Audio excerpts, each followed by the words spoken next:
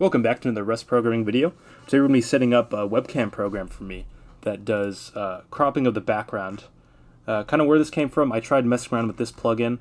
Basically what I'm looking for is something like this, right, where the background gets cropped out. I don't want to do any of this like blurring garbage. Problem was I couldn't get this guy to work. I couldn't mess with the parameters to actually crop me correctly. Probably because my lighting's bad.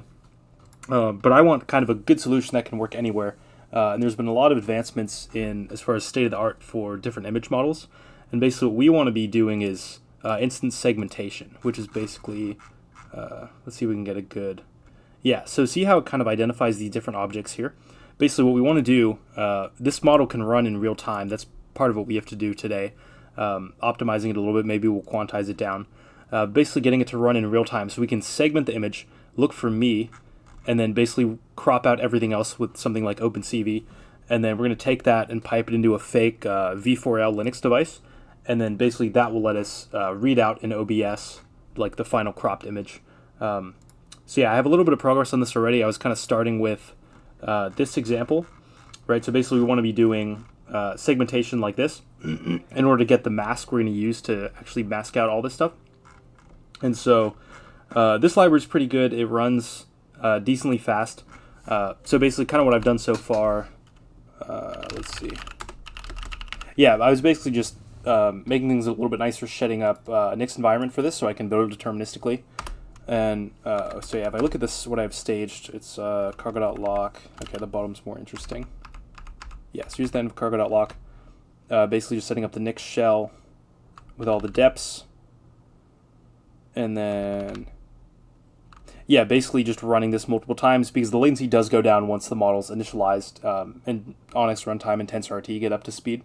So basically, we're going to be taking this one line of code here, we run the model and get the masks, and integrate that into kind of a program I can run as part of my streaming setup. So yeah, let's get started here. So yeah, let's go ahead and pop into Vim here. Yeah, so this is straight from the example. They have a lot of comments, luckily. Basically, we're creating the model, we read in our input image, and then we run the model and look at the results. And so part of this YOLO result here is like the final embeddings from the model, the bounding box it gets from the objects, but really what we're after is this this masks. I don't know exactly what this format is. We're going to have to decode it. There's some other examples I was seeing online, so it should be pretty doable. And so, yeah. So basically, yeah, where we're at right now, if I run, just hop in the shell here. Let me do this for Vim, actually.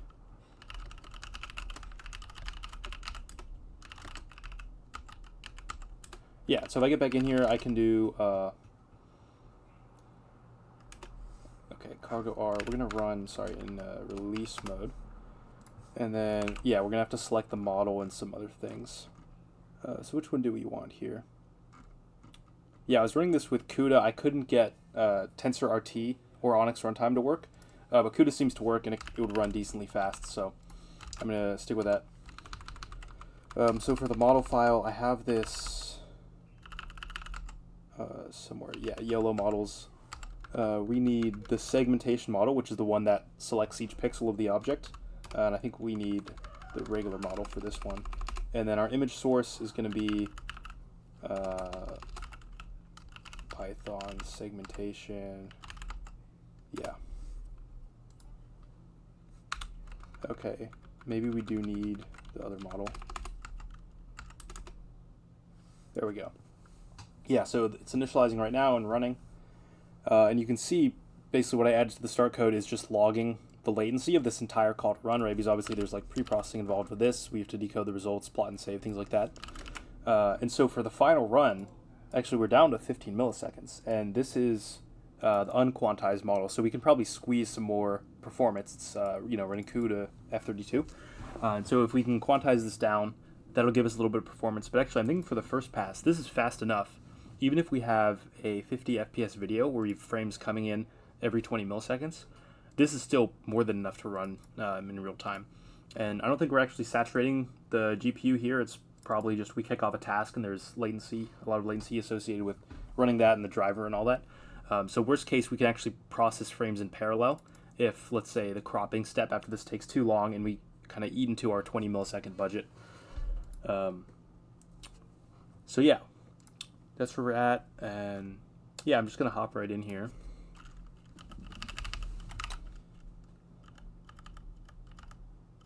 Okay, so the first step, I'm just gonna, this is written more of as an example, and it has a lot of features, surprisingly. This comes from, is this the library? Yeah. So we can probably get rid of a lot of this stuff. We know we're always going to want to run the segmentation model. So I'm just going to go ahead and kind of just clean up this code here. I'll leave this for now. We might want to switch to a different execution provider to squeeze more performance, so I'll leave that for now. Yeah, we just kind of want to get this rolling here and clean this up. Because yeah, kind of the end point is the example is really just the source material. Eventually I want like a full program I can run as part of my streaming setup, and it literally just, you give it a video device as the input from the webcam. You give it a kind of a loopback V4L device that it's going to send the cropped frames to, and then it handles everything for you. Maybe we have some like config for picking a model or the resolution or whatever. But basically, we don't need a lot of this complexity. It's going to be more difficult to maintain. So yeah, basically just want to get rid of that. Okay, so where are you crying? Okay, where we can probably, as we edit this down, a lot of the stuff will probably go away. Actually, we can get rid of some of the arguments here. Oh, so this is the task. So we'll probably have to modify some of the low-level code here. What other files are failing? Model.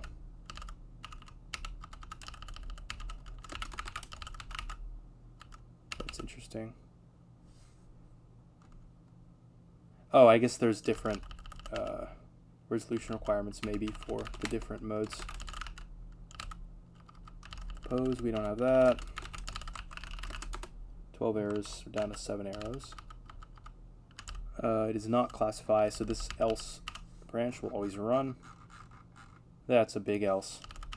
I think that's, hopefully that's the formatting right. This is always going to be else. Yeah, and so we'll be able to inline a lot of this stuff. We're just going to say it's always none. We can probably remove this actually. So if let's sum, I'm just hoping I don't write a bug in here somewhere. So this is always going to be false, so this is always going to be none. Data.push. Yeah, we can just change this to none here and then get rid of all the unused variables. So this should be, I'm getting lost here already. Yeah, I'm not used to, so I increased the font size for recording. I'm not used to having it this big. So that'll just take some time, I guess. Might be one size too big, actually. Let me know if you guys think I can decrease this one, or if you like it where it's at. Word backend. Yeah, all of this can go away.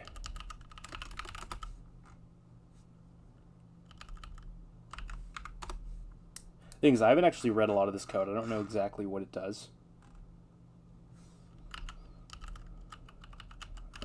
These cases are gone. I love how we're just starting with the most boring thing possible first. Yeah, this type, it's not happy about that. We can get rid of that. This is always true. There's probably more inlining we can do here. Data, why does this need to be an option? So this is what? Post-process. Okay, we're going to need to keep this for sure.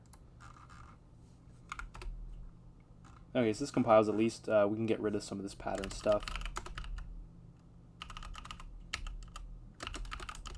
Oh, that line wrapping is so whack.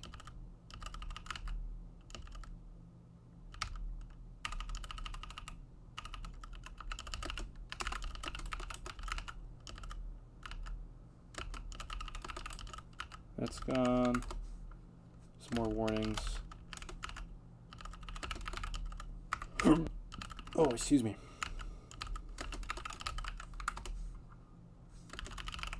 Okay, we can fix this import. Okay. So what else can we inline here? NC, I remember something about this. Names. Oh man, we're doing regex? Where did that come from?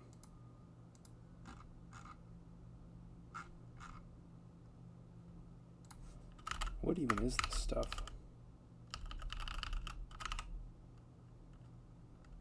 What is metadata? Oh, okay. It's something...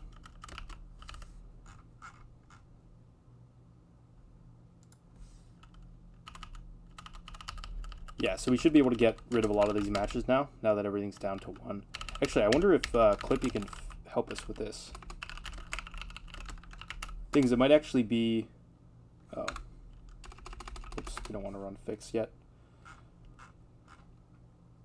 Yeah, it looks like it can't help us. But yeah, I guess in Rust it's actually idiomatic to write enums with 0 things, so you can add stuff later. And I should make my Vim search case insensitive. This is getting a little annoying. So this should always be segment. That's fine.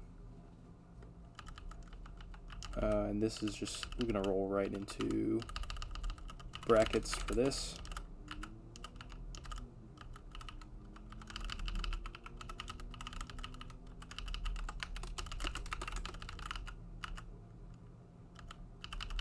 And this will make this no longer an option. That might need to be an option.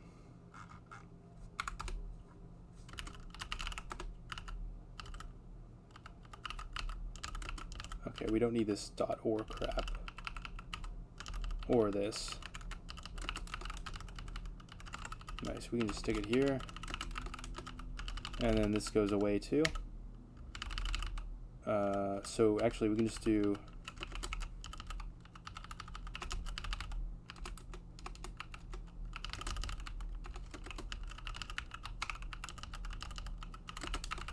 Okay, that should be equivalent. Oops, we want cargo check. Okay. This is slowly getting better. What else can we do in main?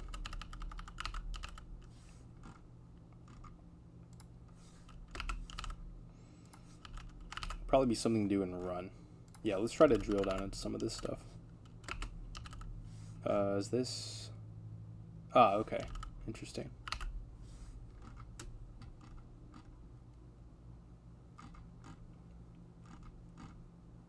Yeah, a lot of this stuff we're going to have to hold on to. Yeah, we definitely want the masks.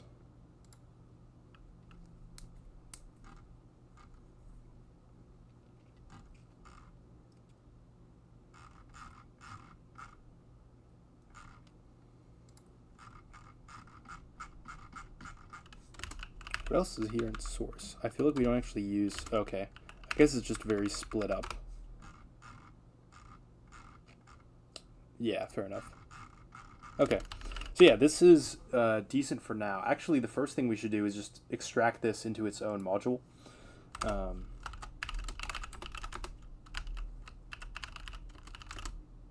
When did I make this? I might have made this already. Oh, yeah. Yeah, so basically this is just an empty Rust project here. And we're just going to wholesale steal this directly from the Python. So this is going to be Python, Ultralytics, examples, Rust.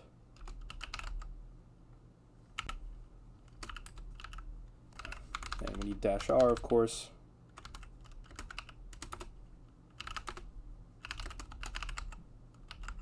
Okay, I'm just going to recreate these terminals.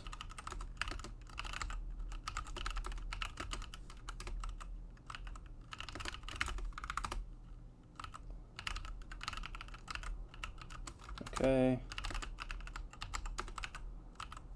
Pop open main. This should still build and run, hopefully. Do a lib. Oh, interesting. What is in here? Font. Why do we need fonts? Maybe for drawing it. Yeah, plot and save. Okay, that makes sense. We're not going to use this. If anything, we're just going to do like opencv I'm show. what's this check font? Yeah, so we should be able to get rid of a lot of this crap and just kind of clean it up. Check font, we can lose this whole function. Okay, this is for probably temp files. Probably need that. Whoops. This looks important. We'll leave that. Let me just make sure I can run this and it still actually works. What was that command? Good, yeah, I only have one GPU, so that's fine. And the model was what? Python. We're using the Onyx? I can't remember already. We'll find out, I guess. And source is going to be Python, segmentation. What? Are we on the right example? What do you mean CUDA's not allowed? Oh, these are arguments to the program. Alright. Yeah, this should hopefully just still work.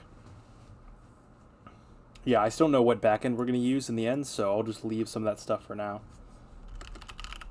Yeah, obviously this will have to go. Yeah, we're never going to be plotting, so we can just get rid of this.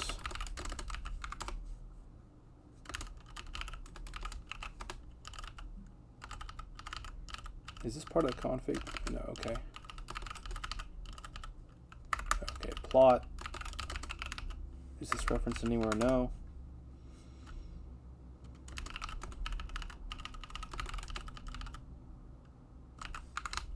Oh, I guess we don't. Maybe they changed their API.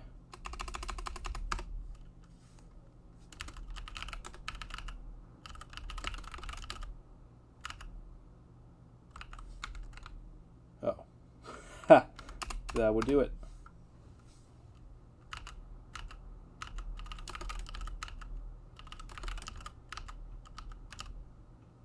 Yeah, we don't need random numbers. That's fine. Or rand even.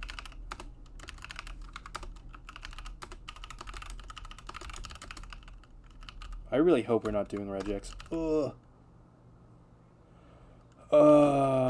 Okay, I guess we are doing regex, unfortunately. Chrono?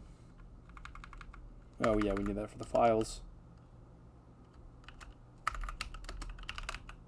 There's...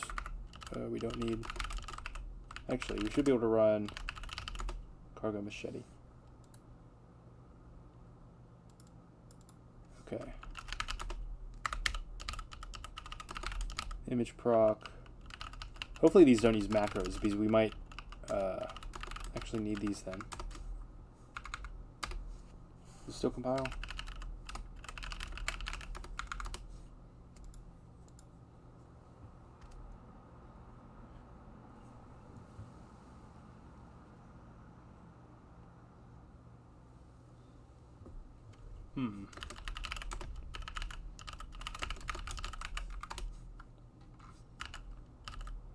Nice. Cool. This is still looking nice and sharp.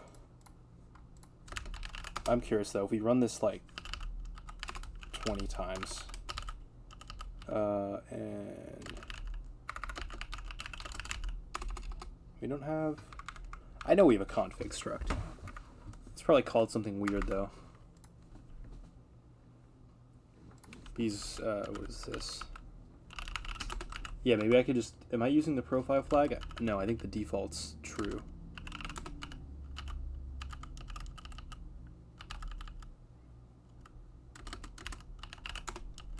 Also, we can just not print this, and that should deal with a lot of that. Yeah, I'm curious what happens if we run this for a longer amount of time. Yeah, okay. Yeah, if we can reliably stay around this, if we go no more than like 17 or 18, we should be fine for 50 FPS real time. But I don't actually know what this... That's another thing we should figure out. I have to figure out the V4L Linux.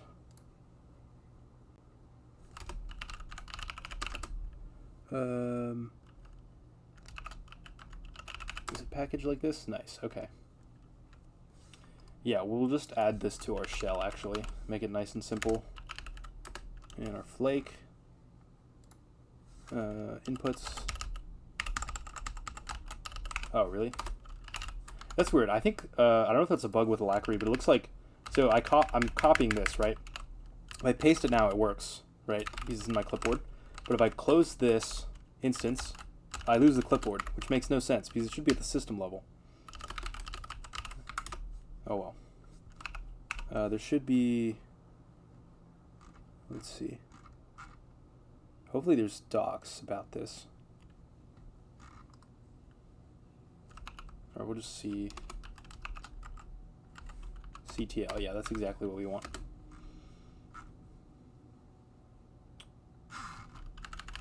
Dash all. Okay. So yeah, I should only have one camera in here. Yeah, it's some random Chinese camera. I don't know if it's any good.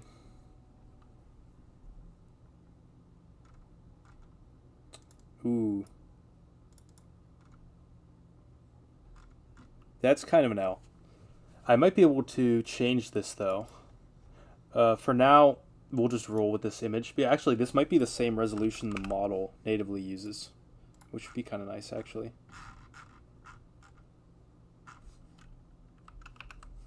Whoops.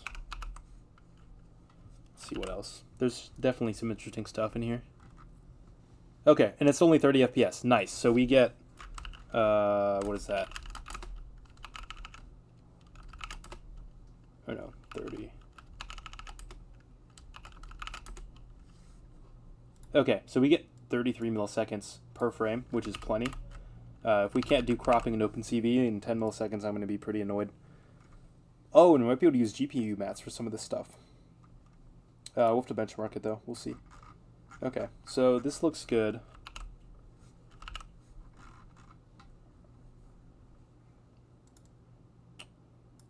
Yeah, I'm sure there's something configurable in here we can boost up. Or honestly, I'll probably just get a better camera that's like 1080p or something. Oh, the thing is though, when I'm streaming, we're not even going to fill up this full resolution.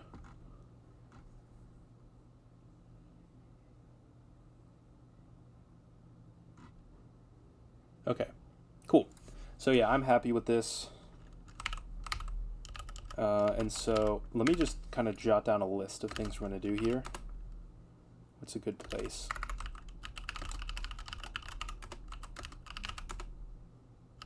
Oh, we don't want their README. What's this called?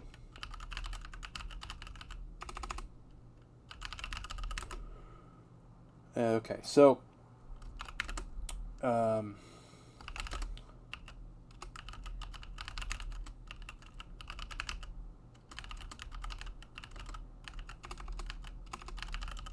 actually, we'll make this like a markdown list. So this is done already. We have that working. This is to be completed. So yeah, we're basically just gonna have to read frames.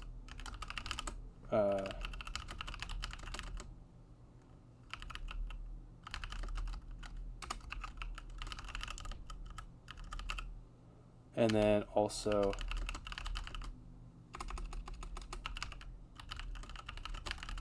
actually I'll kind of order this logically.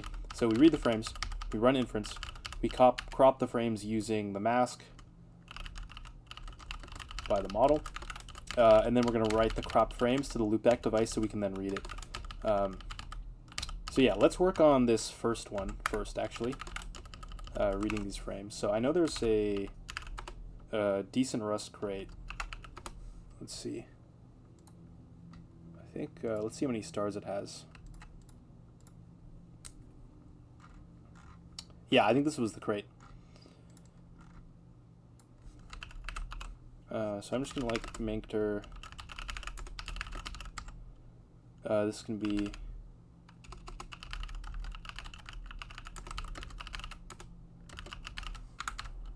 yeah, just so we can kind of have a playground, so we don't have to mess with the main thing.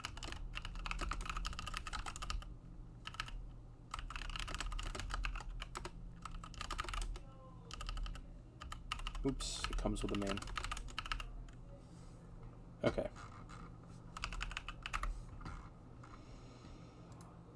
And so this is going to be device 0.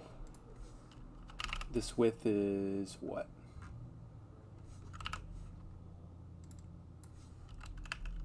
This by this.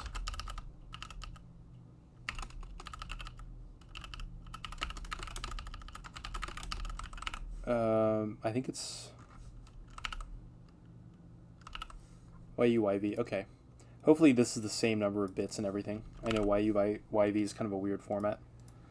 This can be device number 0 because it's dev video 0 because I only have one webcam. Actually, I don't even know what video 1 is. Oh, maybe it's a built-in loopback or something. So yeah, we're going to capture some frames.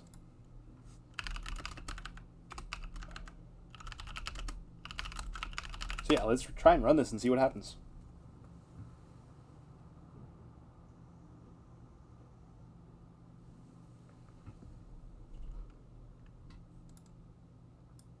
Interesting. Why do we need Clang?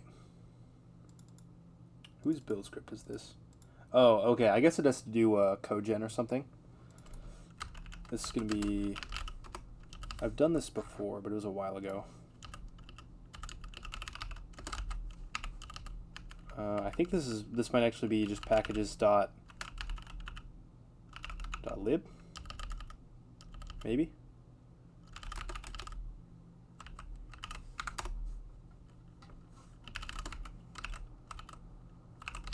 Next packages. I need to set up like a exclamation point search. I know John Jenks has a good one that you can search like Rust docs because I search a lot of times on here, and it'd be useful to just be able to do like bang nix or nix packages and then whatever query. And what are we looking for again? Clang. Oh, LVM packages, duh. Where's like my normal Clang?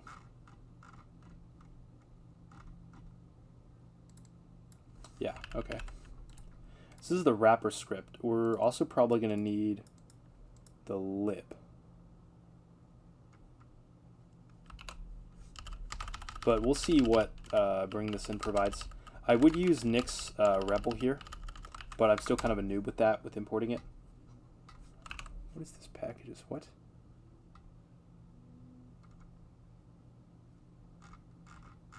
Which is 9 the latest? We can probably just use this. Oh, we might have to override Clang to be our standard environment in Nix. Let's see.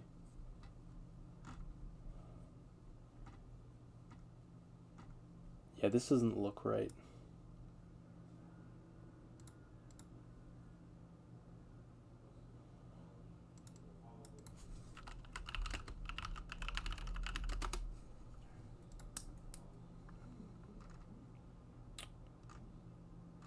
Okay. Ah, here. This is what I was looking for.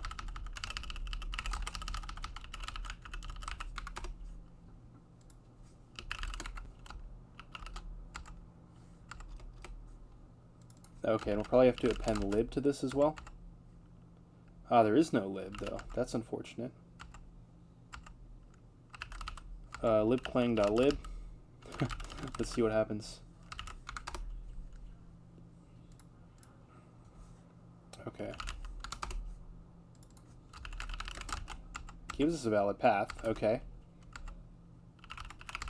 Libclang.so. Perfect. So we're just gonna have to add /lib to this. Reload the shell, and this should work now. What happened to my history? What is read frames and release. Nice. BindGen's compiling. Let's go. Yeah, it's working. This all seems reasonable. I want to dump one of these frames and see what it actually looks like, though. And how are we going to get buff? Okay, this is just literally bytes. So buff size. Let's try to figure out this format, actually. Oh, we're probably going to have to convert from YUYV. That's going to be a massive pain. Oops. Because, yeah, basically we have this many bytes. So this should be the average bytes per pixel. which is 2, right? Because if I look at this again, okay, I still don't know exactly why that is. I know this is a really weird interleaved format. Hopefully, we can find an opencv correction for it too.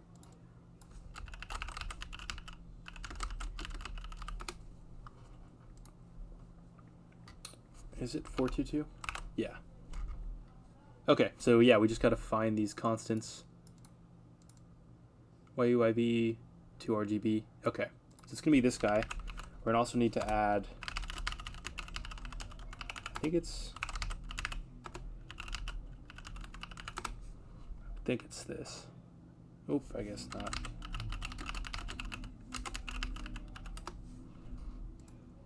Twisted fall. What do they call it on docs.rs? Oh, literally just opencv. Nice. And we're definitely going to want the docs. And we'll just open the local docs here, actually. I usually prefer that, because we can have everything all in one place.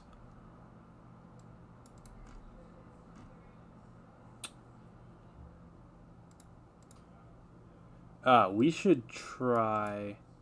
So the Rust doc has an example. We should switch to this if we can.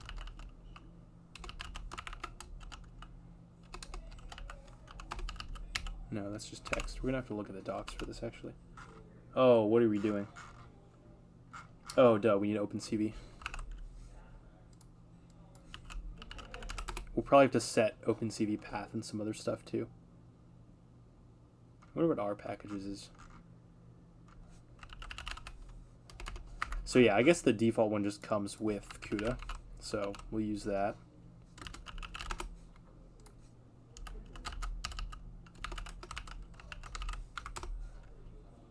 And we're going to have to configure, if I remember right, this build script needs some kind of environment variable. Or maybe package config, we'll just find it. We'll see, maybe we'll get lucky.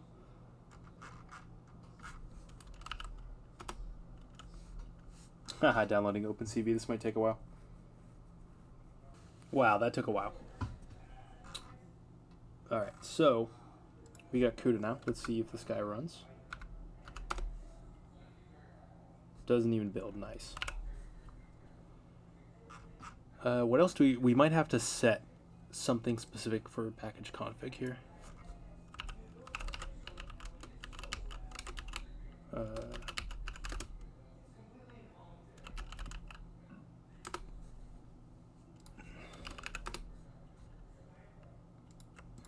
Maybe there's an issue here.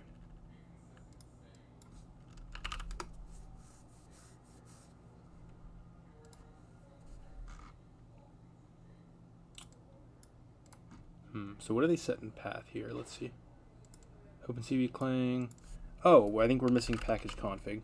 No, we're not.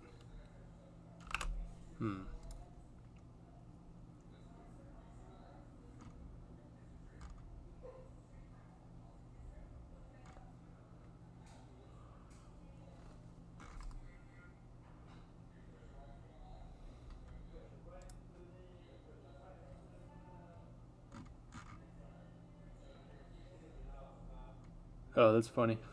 That's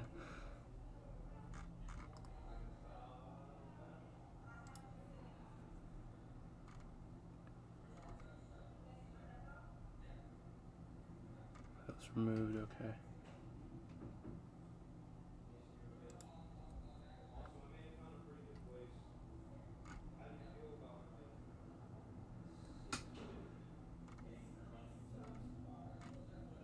Okay, so our Clang is fine. Right. Yeah, really what we want is...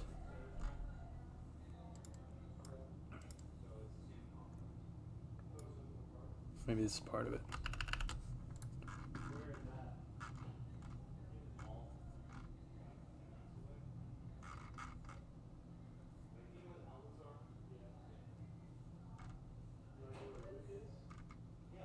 Yeah, maybe we have to set one of these paths.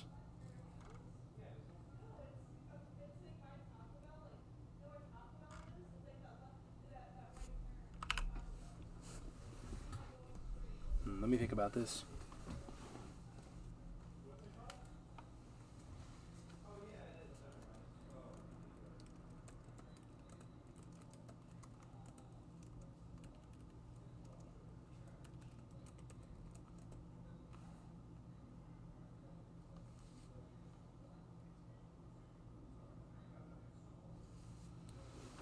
Yeah, so maybe we have to add this to package config path. Let's try that first.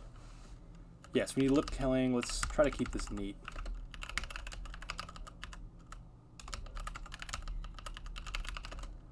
So I think it's what path. There might be other stuff in here, so we're going to want to just kind of append to this list here. Yeah, I'm just going to assume it's like a normal separator. Packages, opencv. Let's try this.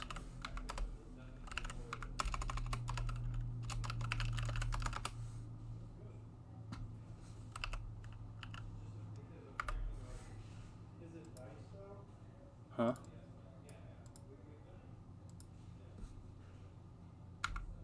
What? We can get rid of this guy. That's weird. We can't run cargo C as the command. That's very interesting. Libclang. Okay, so we probably have to set something else with libclang. Maybe there's an underscore, something in here we're missing. Yeah, because the file's definitely here.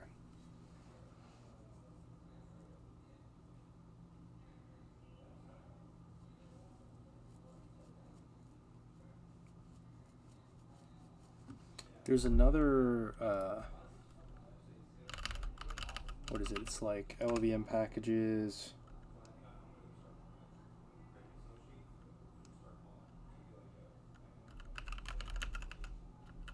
Lib, is that right? Hopefully that exists.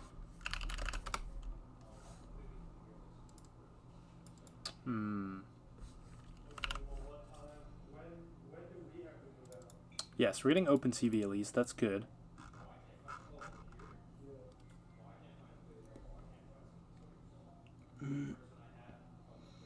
Maybe Clang has to be part of our path as well here. Maybe it's something to do with some sysroot searching. Let's say, like, let's just append the path. Literally just Clang.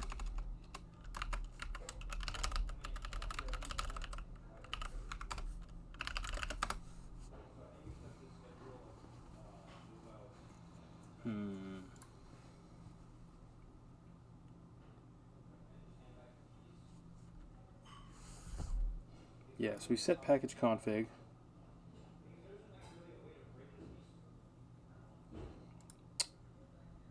Oh, maybe it has to be in...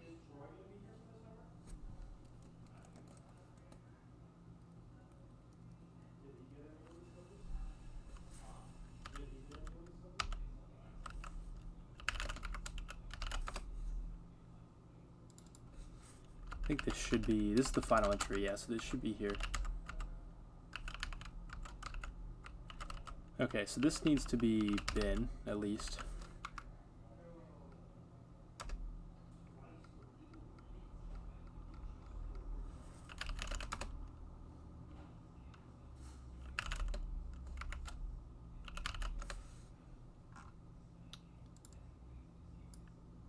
What does it even mean is not loaded on this thread? That doesn't make any sense.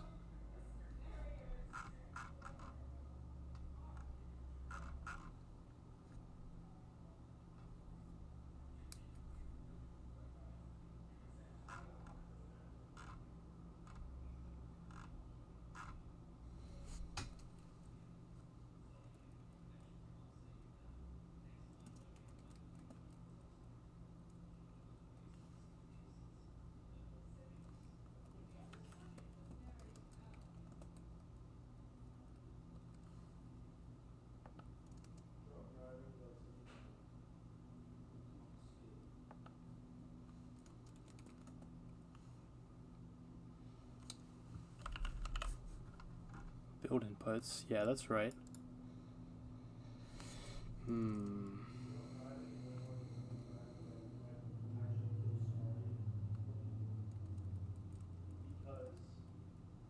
decision making is impaired while you're driving. So you're not in a good mindset when you decide to drive home after you've been drinking.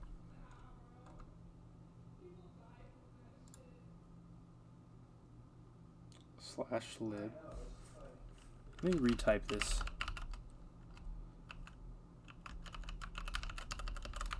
That should be identical.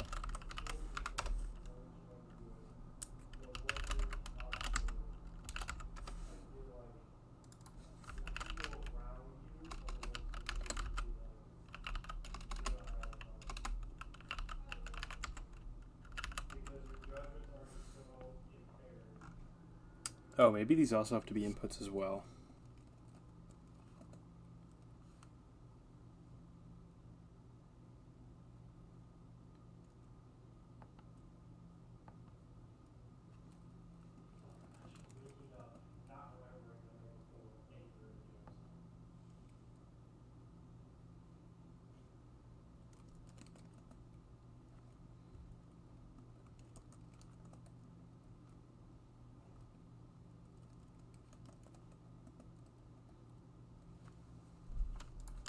Yeah, let's try adding it here.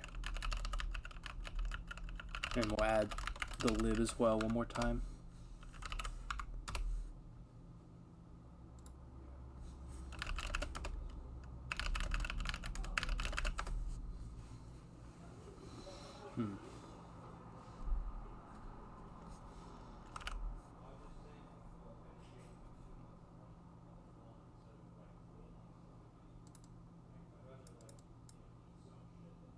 Blank sys. What is this file?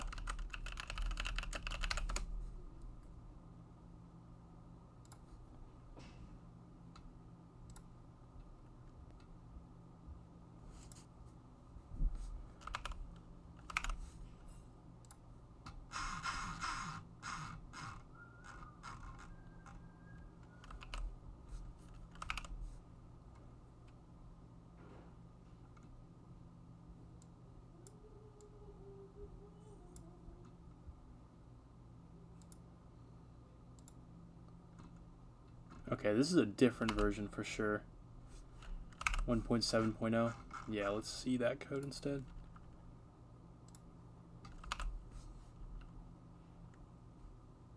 Huh. Lib 1860.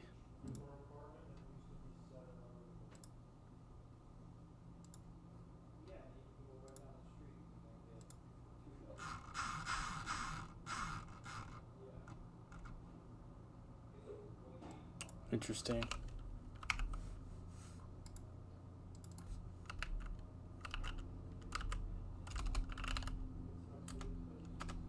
Mod links. I'm guessing there's the proc macros in here. Yeah. Okay.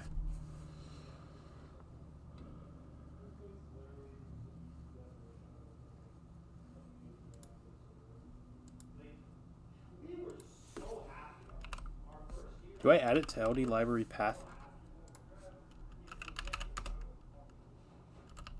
Oh shoot, that's probably it. Lib, same as before. Append. Please work. Nope.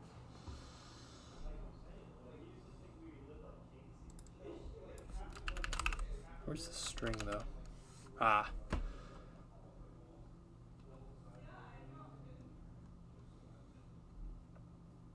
So if we can't use with library, that fails.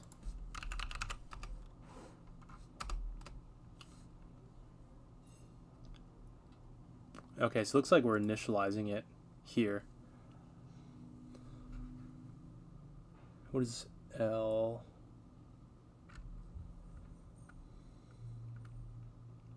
Oh, it looks like it gets set somewhere else.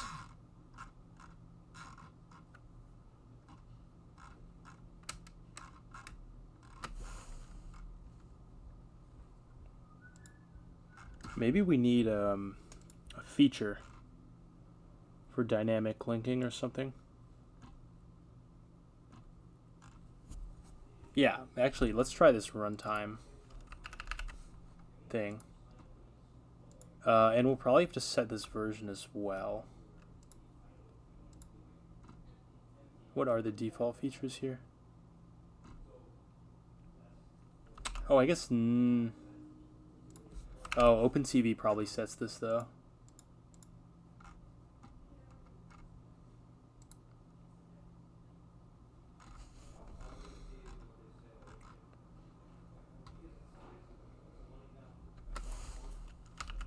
Is there some other clang path we can override here? No, I guess not. Okay, this probably has, depends on clang sys.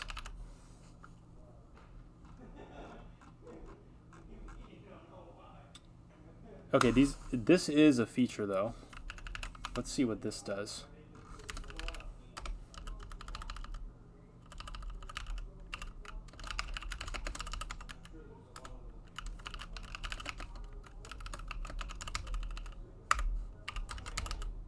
Come on.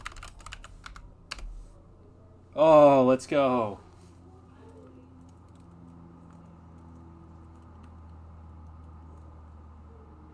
Okay, and we're going to want to... Actually, with the default features, how much of this stuff do we get? It might be none of it. Oh, no. It looks like we get everything by default, which we probably want to turn that down. So off the top of my head, some of the other ones we're going to want here. This LSP is so annoying. High GUI, I think, has the image show that we're going to want to use. Oh, come on, get out of here.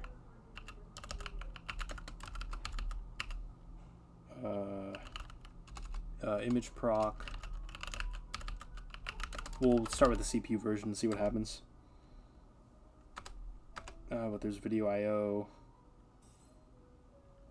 What is it? Image codec is, I think, another one we need probably for the conversions.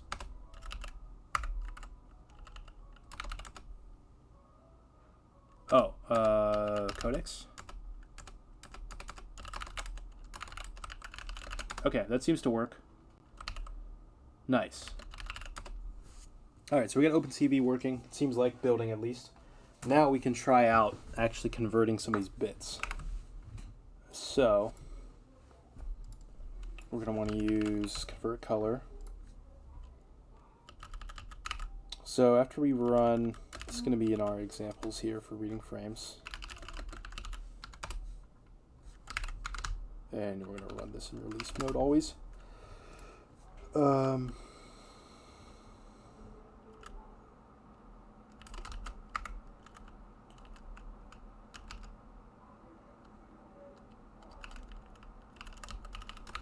Okay, we need the opencv docs on this for sure. The cargo docs gonna take a while though too.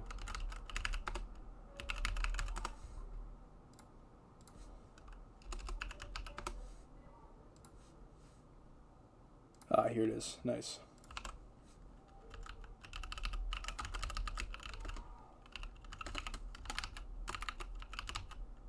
What is it, Matt?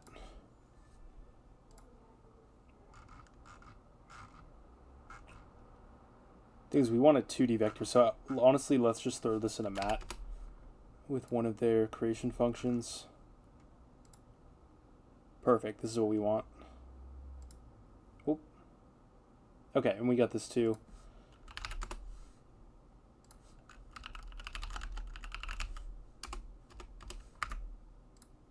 Yeah, so this looks like it's for 1D. Slice rows calls. Yeah, and so this will create it with the right shape, I think. And U8 should be supported. So this is going to be buff. And we should have...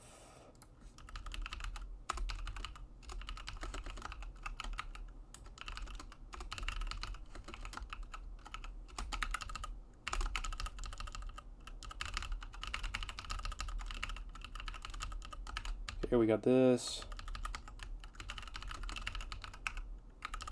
And does this return a result? It does. Should be able to unwrap just fine. Convert color, what does this take? And then we're going to just create like a default.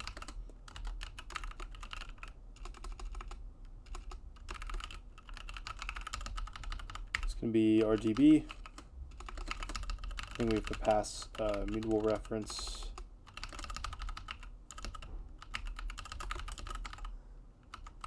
Oh, and we're going to want to find this color constant.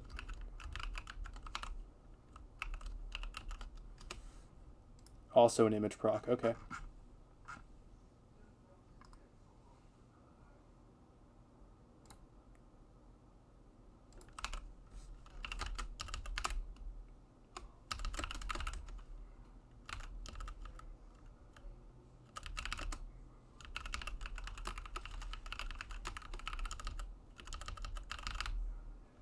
All right, now we can do this.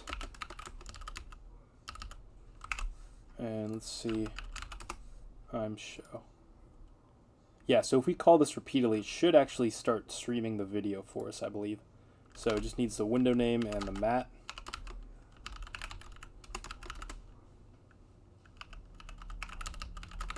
I wonder though, if we don't do this, can we display... Oh, no, this probably isn't going to be right. Yeah, because this has this weird bit format. Okay.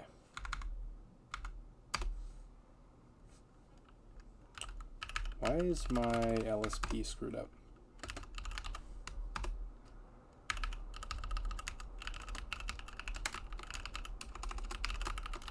Mat. What else are we missing?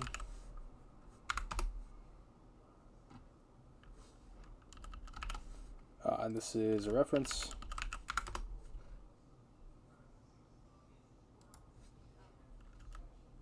We unwrap that. Oh, are these really U32s? Oh, I guess they are. Okay.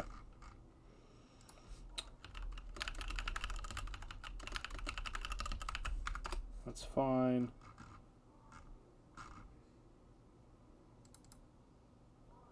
Ooh, this is probably also part of the LD library path.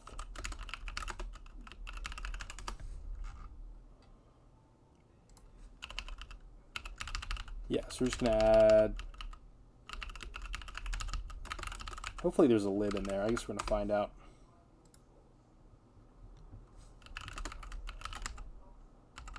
Okay, this should be the same path we're also using for this. Lib, what was the one we were missing? Nice, okay. We added it with lib. Oops.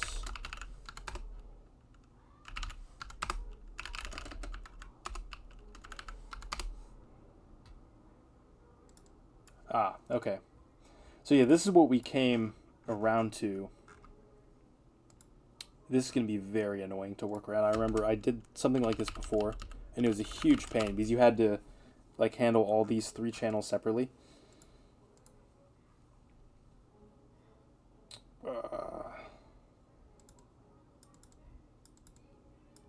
I don't think we could do a 1D array for this. No.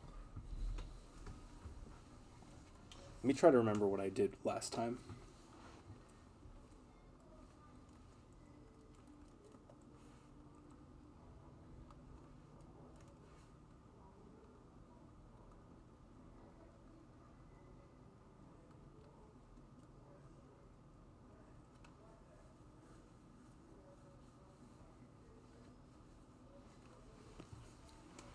Okay, how do they make that matrix actually in this example here?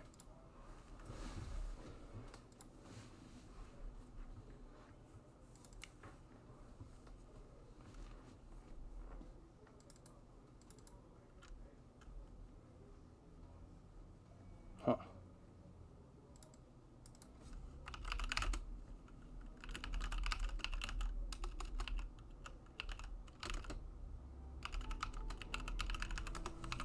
This is the format, right?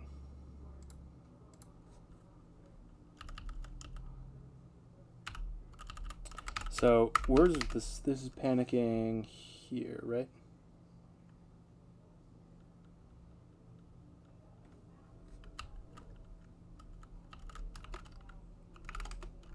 Yeah, okay, so we can't even create the YUV buff.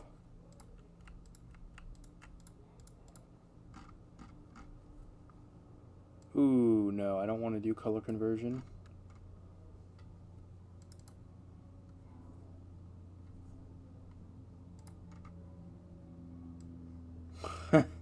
I guess we could do this. This probably isn't as efficient as the opencv implementation, though.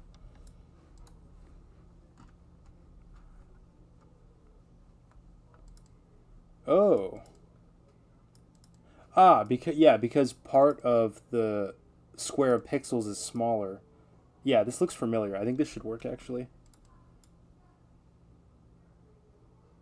Ooh, this, hopefully, and I think NV12 is just a color format, maybe. So let's try this, actually. Will we have to specify the U thing? I don't know. So it's going to be height as U size. Actually, before we do this, so we'll convert to F32 times 1.5. And then we no longer need this conversion.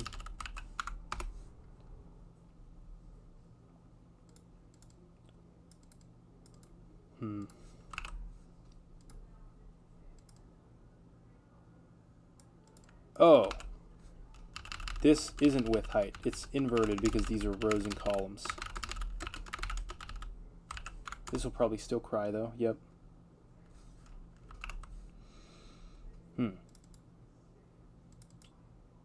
It's weird though because he makes matte source. Right? Where does this actually buff source? Ah.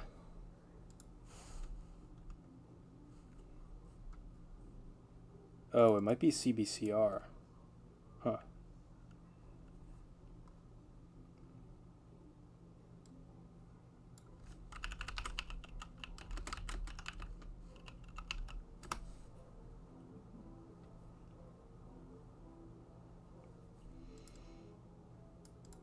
No, I think we're just using regular YUYV, right?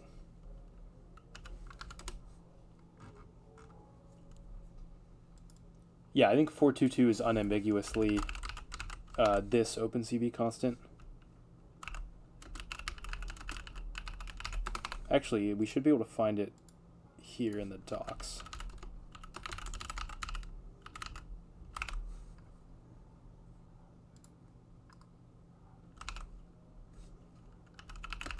Oops, I gotta fix my copy paste here in Vim. I can't copy to my clipboard.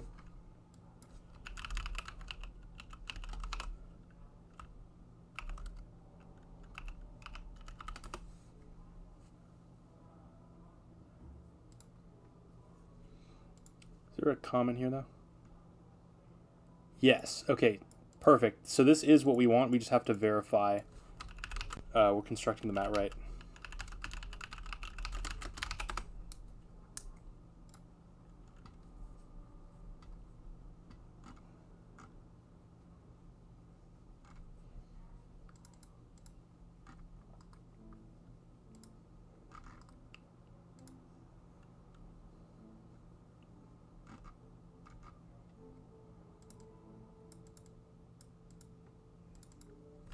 We might have to use one of the unsafe constructors so we can access this directly.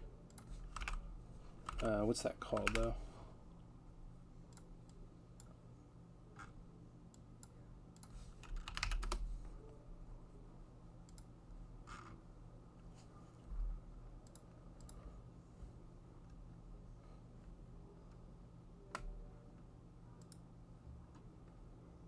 Okay, this is unsafe, but let's use this one, actually, because step.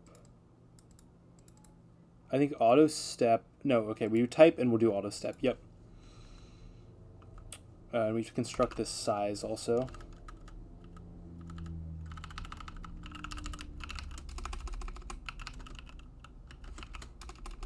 I guess it's actually YUYV.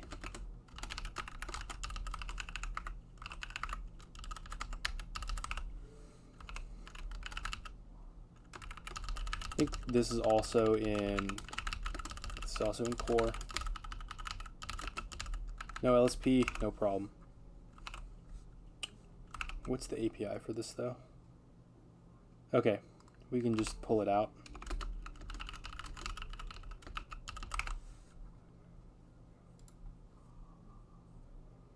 He doesn't use, okay, this width and height is the same. And we know from our Python division it is actually 2 bits per channel, so we no longer need this. So we got the size in there. What's next? Type. It's going to be this. U2. Data. Oh, it's going to be buff as a mute pointer. Nice. And the step, I think 0 is auto step, but we should use the constant. I think that returns a result. Yep. And we're going to have to find out where to import the CV. Let's see where this is defined. Other than that, that should be the right function call, and I think the arguments are correct. Oh, it is in core. Okay.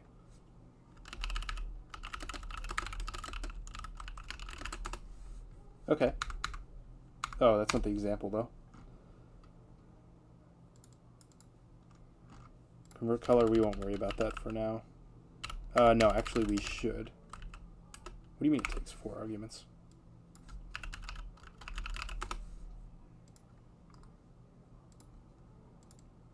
Dest cn, what the hell is that? Default parameter 0, that's what we're doing. And we have to cast this. And this needs unsafe. Don't you just love writing code without an LSP?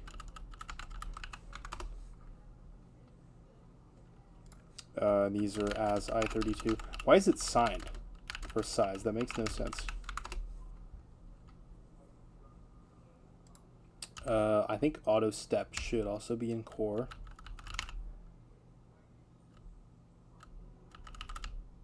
You know what, let's just use, so we don't have to deal with this. And this needs, can't use the inline syntax anymore. And we change these names, YU, YV. And this is going to be RGB.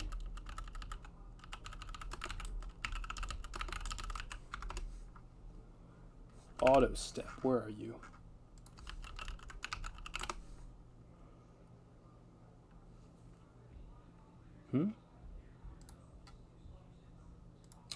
Oh, I guess they have to define it differently.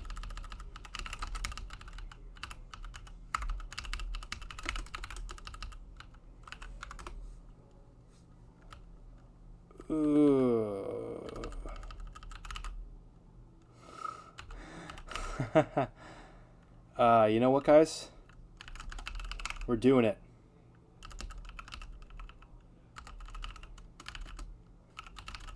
You know, if you don't actually access the memory, it's not unsafe. Ooh. We need docs for I'm show. Hey, we're not seg faulting at least. That's good. Yeah, I think there's some event loop we have to call.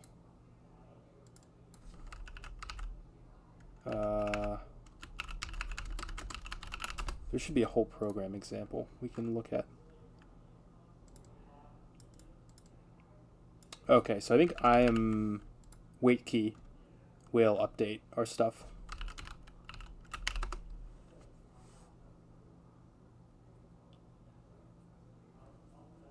Okay, we don't want to wait forever. We'll wait for like 1 millisecond.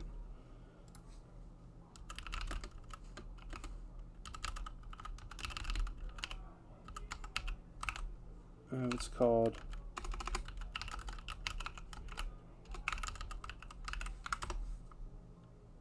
where's my window, bro?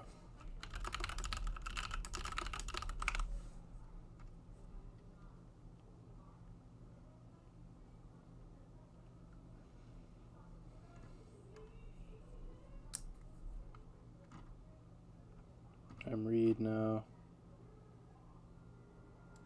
Maybe we need GUI libs or something.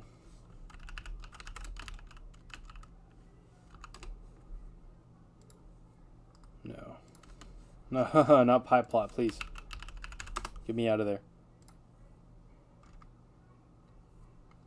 Yeah, we call I'm show wait key. What do you mean? Did it not rebuild or something? Yeah, I can see my webcam turning on. It's definitely working.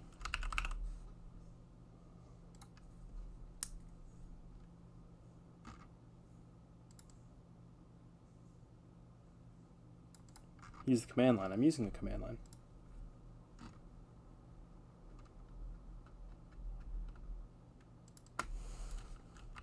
Maybe we have to do this.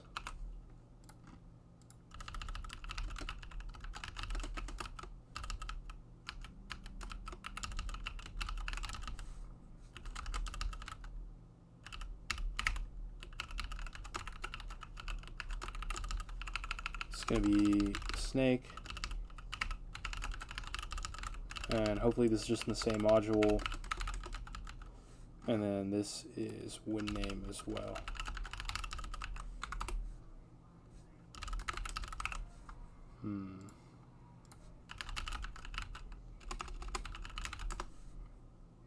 Hi GUI, that's right.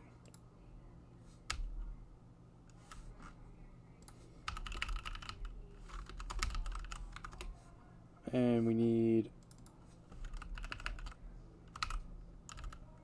Oh.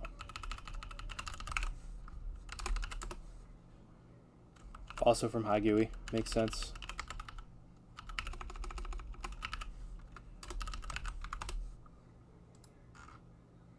Huh?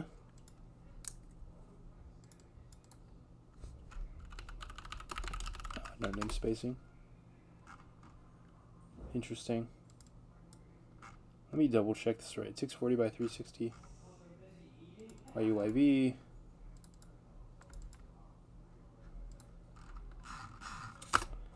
Yeah, guys, I don't know actually.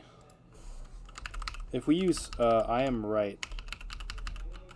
This might be image.io though. Image codecs. Do we import that? I'm not sure.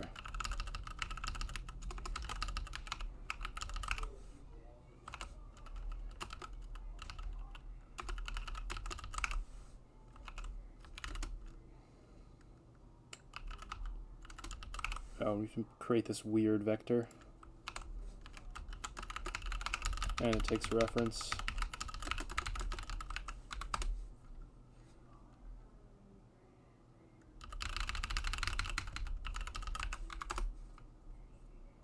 Alright. That's definitely wrong. Maybe it's BGR.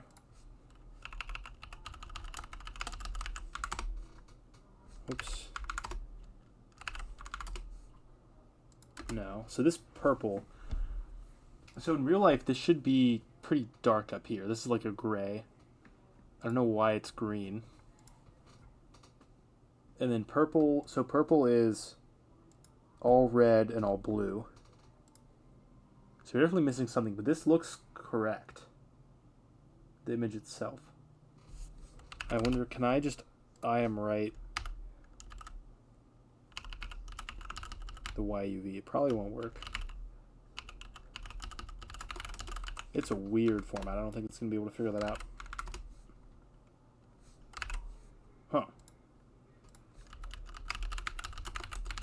I'm right is really slow, actually. We should do this to make sure it actually writes.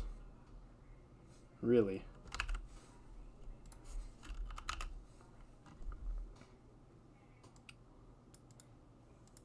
Width and height. So this size should assign it correctly, though, right? Yeah.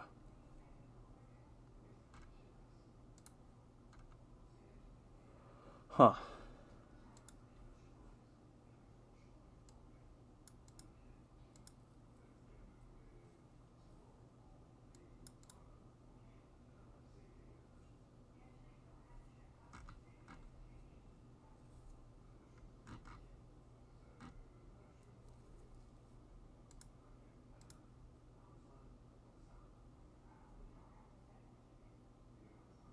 Oh, okay. With buffers, yeah. So this should be fine, actually. We have, what, 4 buffers? Okay. Yeah, that should be reasonable.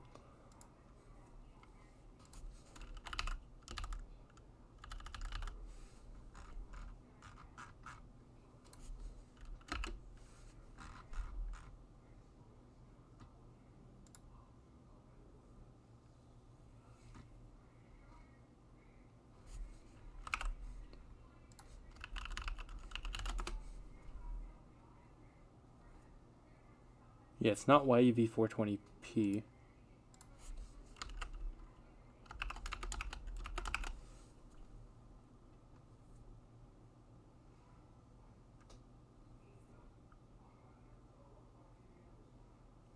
YUV.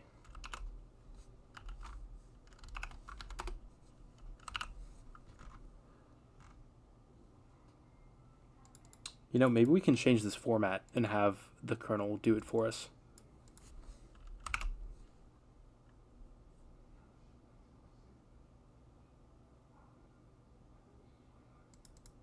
Oh, you might be using the wrong one, actually. Ah.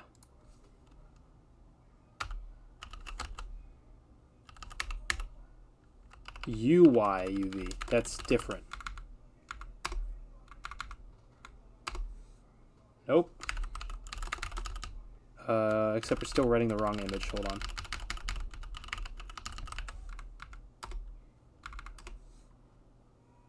What? Here, I'm going to move my head out of the way to make sure this is actually taking this. No, it looks like something's wrong with the device. It's using old frames or something. That's really odd. How would that even be happening?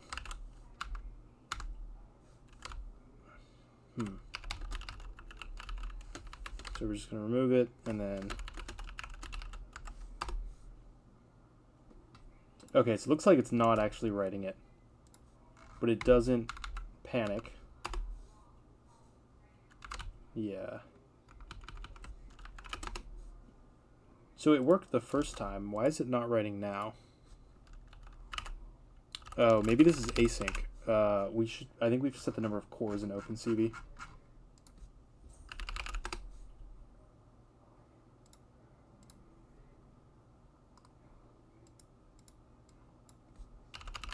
Do we call it thread?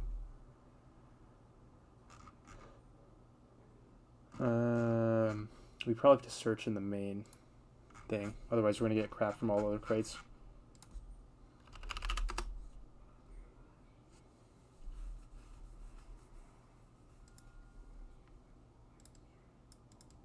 Okay, this might be it. Let's see. What did that not work? So 0...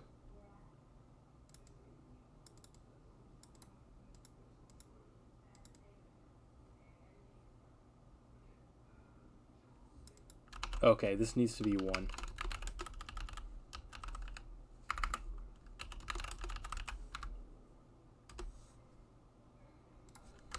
What?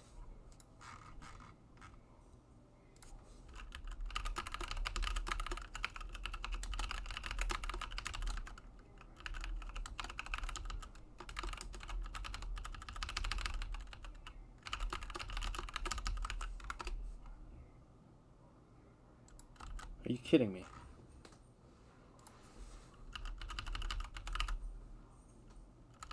We're converting into RGB.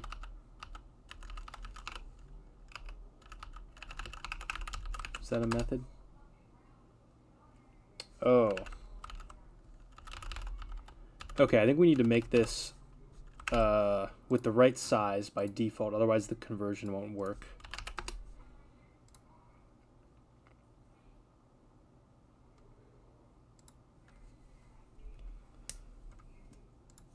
New size. Yeah, this is what we want. And the type. Yeah, okay. This is what's going wrong, I think.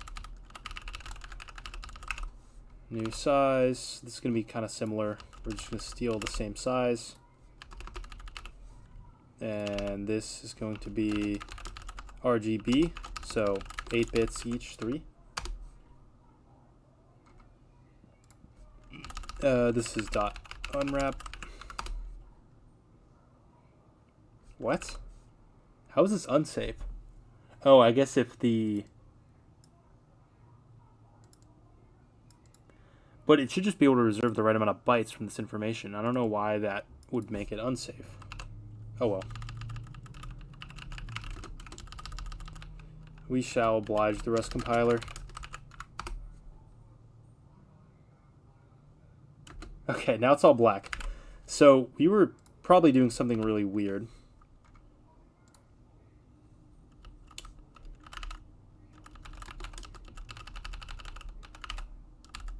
So let's try writing out... Wait, so what were we doing? Oh, maybe... so maybe actually writing an empty mat doesn't do anything. But whatever we were doing a moment ago, we wrote something out successfully. What was that code? I don't know. Yeah, we create the window. Create it here. We can get rid of this. This has the right size now. That's good. Yeah, we'll try showing this. Nice. Still doesn't work. This is so weird. Okay. No fancy Windows stuff. That's fine. And we shouldn't need this anymore.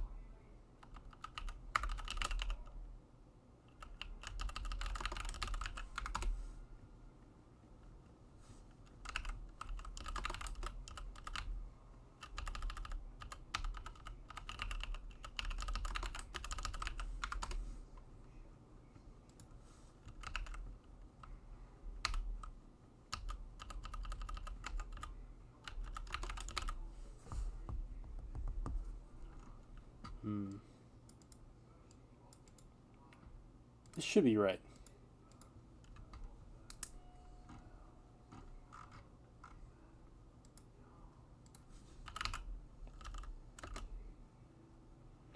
Maybe some of their examples we can just read RGB.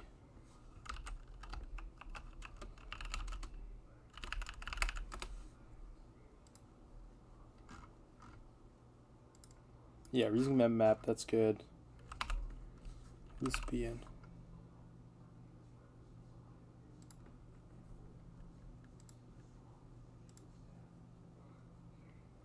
Okay, not color space.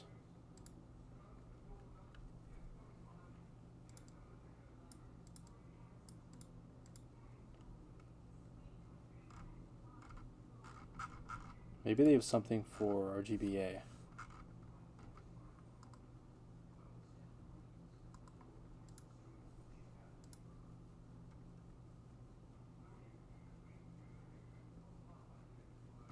The problem is, though, if it's coming from the camera, we might not be able to convert it then.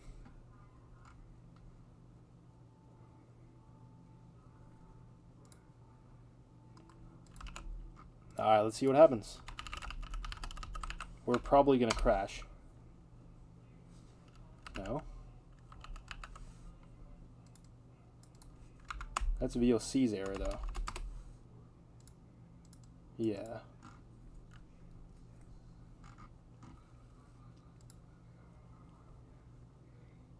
Oh, now it's MJPEG. Okay. Yeah, so this is going to be totally wrong.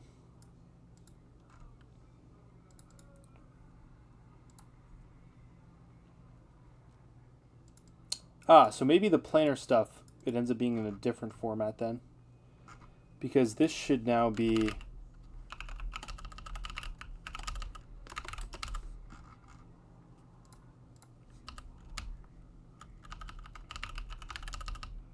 Oh, we might have to decode the JPEGs then. That's annoying. What are their examples?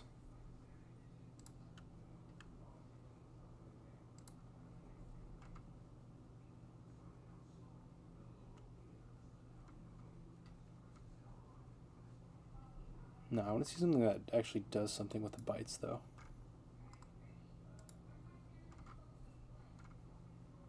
Oh, we want this.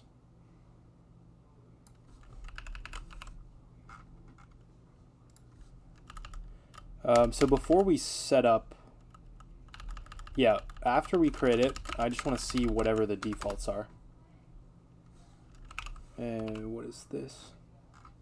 Oh, we're gonna have to unwrap everywhere, like a good Rust developer.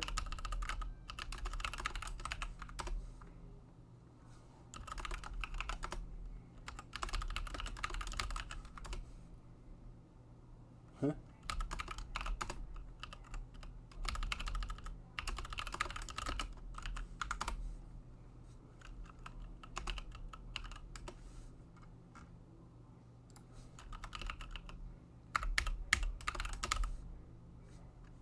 Actually, let's just comment out all of this stuff.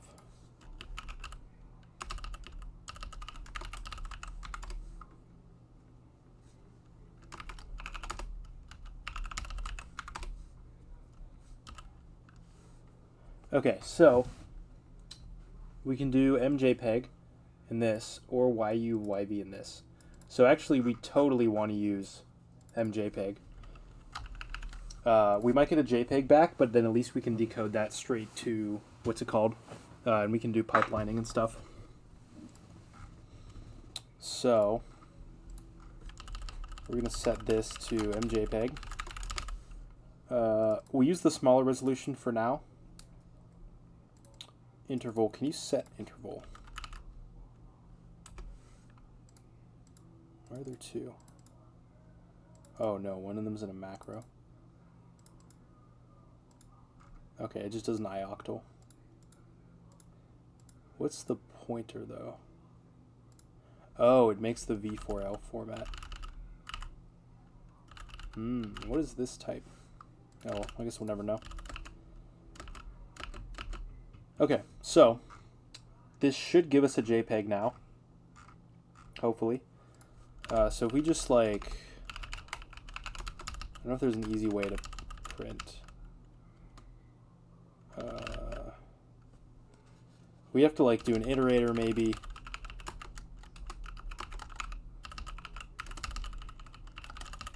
Let's try to do this in hex. Yeah, because I don't think slices, and we definitely don't want to print the whole thing. We'll just do like the first 128 bytes or so. This looks like the JPEG header.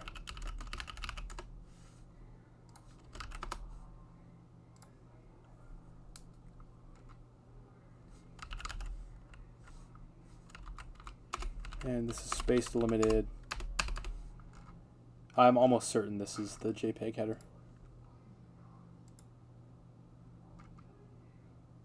Yep. Cool. Oh, is it in here? Yeah, it was. Okay. E0.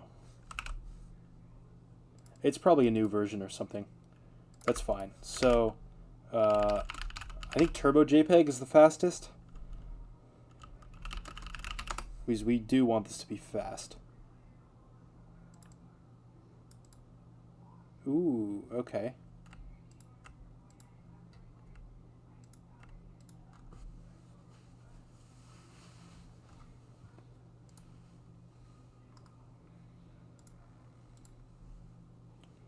Ooh, archived. Oh, it was moved, I guess.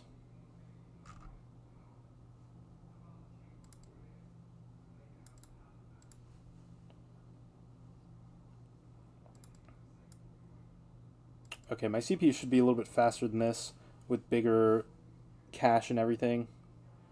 Way more threads. Let's see.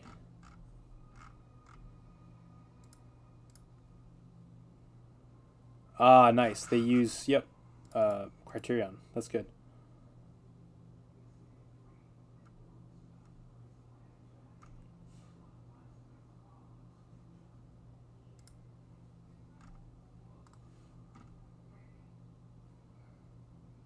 I don't know. Most of the stuff means I'm going to be honest. PNG. Grayscale. Let's see.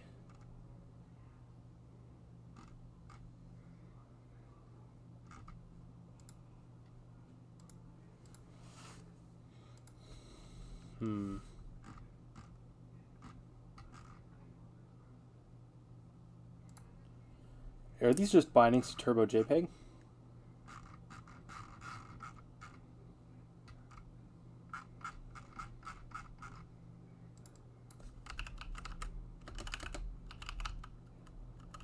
Are these the same project?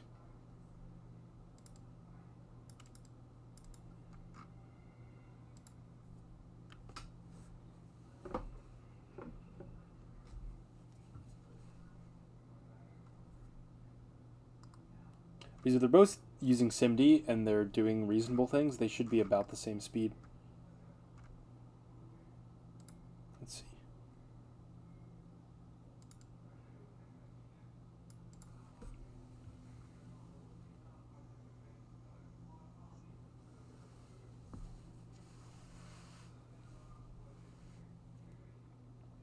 This is a different library, though.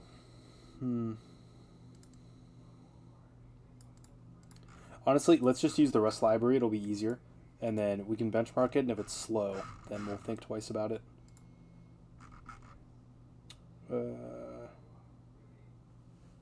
This is... oh, okay, so it's on par with this. Then, yeah, we should be set. And this is no longer deprecate. Okay, cool. Yeah, so we literally just want to add this and copy their code. Oop.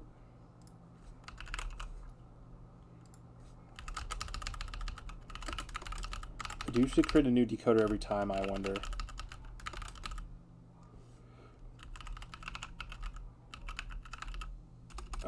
Len.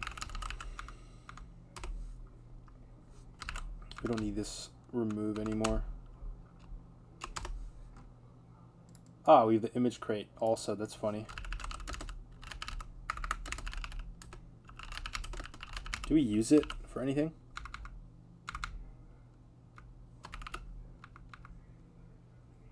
I guess we do. We use it in the model. Why are we doing Luma stuff, though? Oh, we're writing... Okay. Yep. Fair enough. The thing is, though, we're modifying... Ooh, okay. So we can probably remove a good amount of this code because we're going to end up converting this to an opencv mat and doing like a massive XOR or something. Okay. Examples, yep.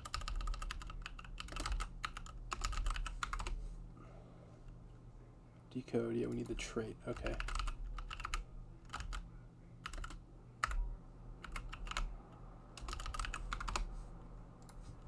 What are you crying about? Huh? SDFS read, that gives us a vec. This should dereference to a slice.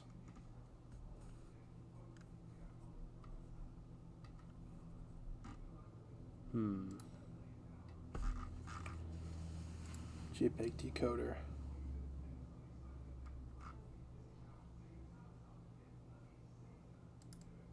Stream. What is stream?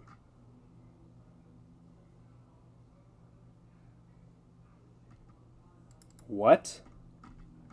They have a default function that isn't implemented. No. This is their trait, I think, right? Yeah. Ozone core. Oh, we might have to bring that into scope here. Let's see. Because this is a raw slice. Yeah. Oh, so then, yeah, we shouldn't need to reference it. And we unwrap. Because the camera should always give us valid JPEG. We'll do error handling later. And yep, this doesn't exist because it's in the core thing. Okay, so it looks like we got pixels. How big is this? So we're doing 1280 by 720. Oh, 1280. Okay, so this looks like it's giving us RGB back. So that's good. We should be able to just throw that in.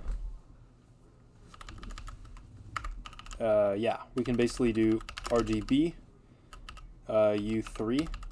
Size will be the same. Now we want to use,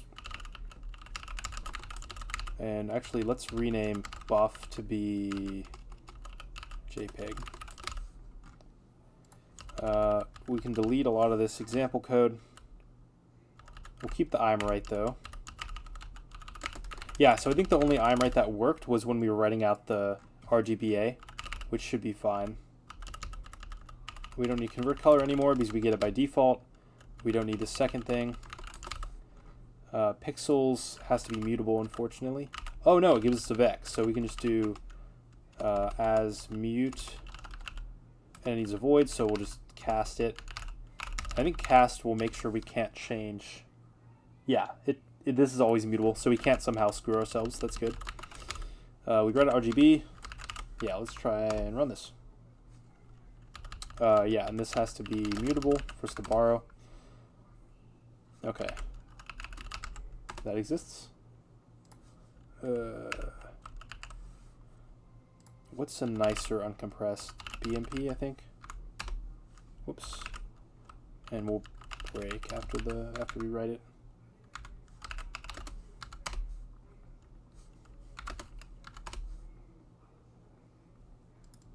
Huh. Oh, yeah, we definitely don't have this file anymore. Yep, BMP. Yes! Let's go! That looks right. Okay, nice. Let me try the I am right stuff again, actually.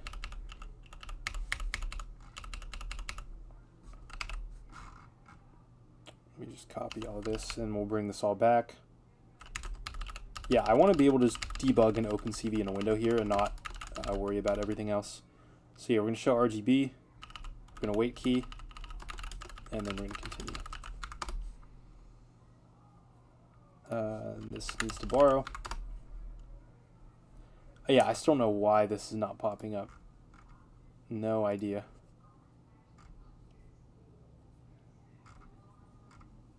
I wonder if we can enable logging somehow for opencv.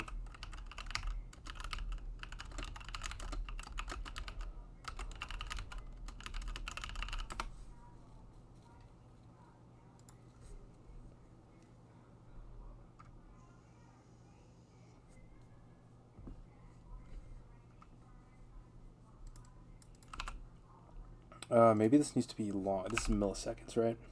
Yeah. So we're getting, I don't know, 20 FPS. Nope. Still doesn't make it work. Huh.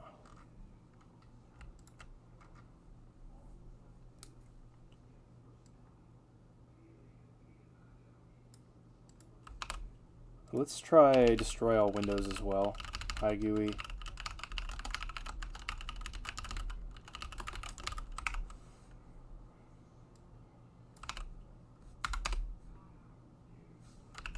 Interesting. Maybe we don't need this. Nope. Okay, I guess we're not debugging. Not easily, at least. Let me try this with 0 and just see if this should wait forever. Okay, that's definitely not right then. And we have the feature enabled, right? Hi GUI, yep. Image proc. Do we have to enable the version? Say the version we're using?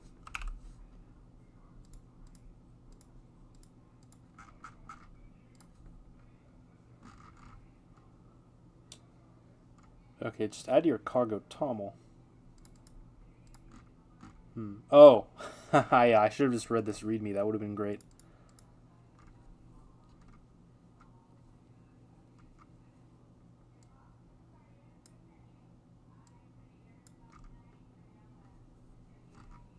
Yeah, it should dynamically link though, so I don't know why it's not doing anything.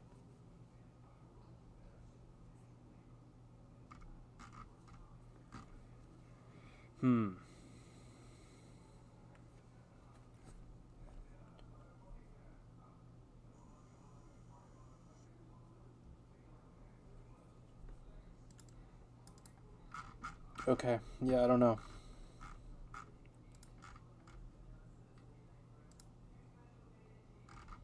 This is not in scope for this.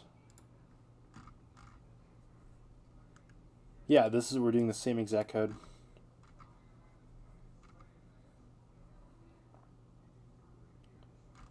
Is there another Nix package we need, maybe?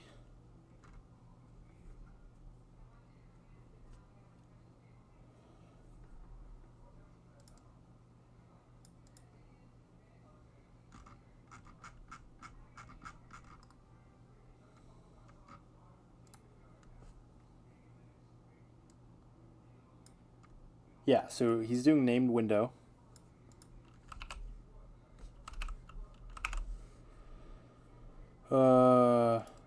I'm show wait key. Okay.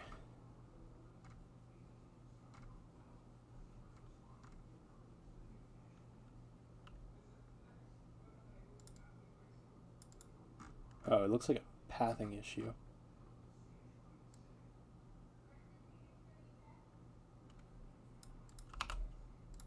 Let's just sanity check it's the right size. It should be because we're writing it out and it's fine. Yeah. That's definitely right. Huh. Okay, well, let's just try to write this to the model then. So, how do we do that? So this works for the most part. I'm going to bring this back to I am right, and then we're going to commit this.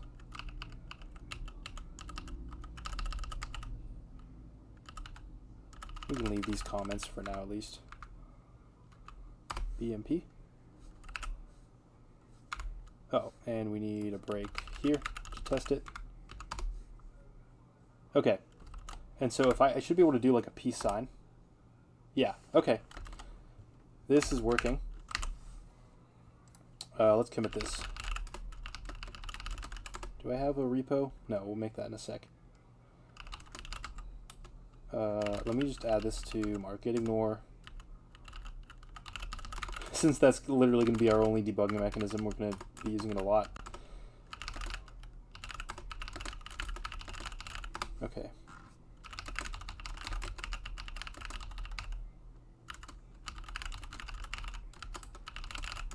All right.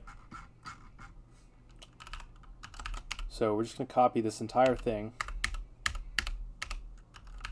No, the entire thing.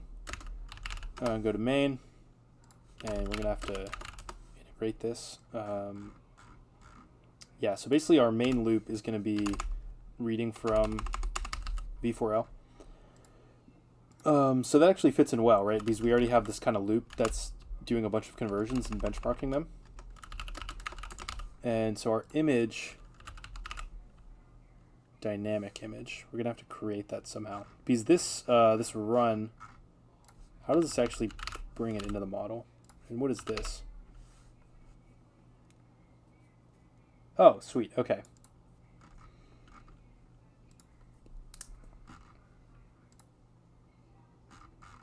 Yeah, this looks reasonable. So what we're going to do, we're going to just go back to the examples here and just double check we can convert this to RGBA, because it looks like we'll be importing it as that. So what we're going to want to do is use the similar constructor, except this can be RGBA. It needs this. It doesn't need auto step. New size. And it's unsafe, of course. And then we're going to do opencv.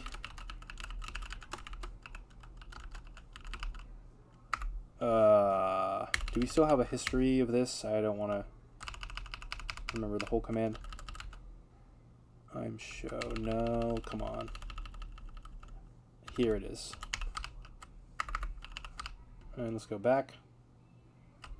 Yeah, and so once we create both, we'll do the conversion from RGB to RGBA. And it's going to be RGB to, how do they format it? RGB to RG.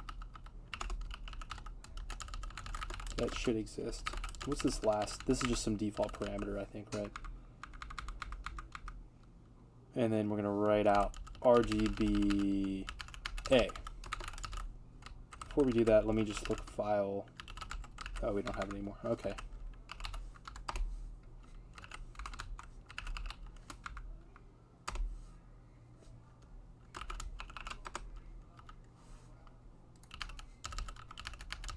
It's Okay, this is 4 components, this is 3.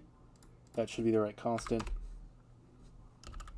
And yep, this needs to be mutable because we're writing into it. Nice. So this should be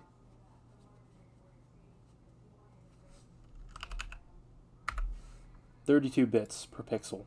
And so if I change it to this and rerun it, hopefully this should say 24 now. Yeah, okay. So it looks like the conversion works. So we'll stick this code into main as well. Change this back. Main.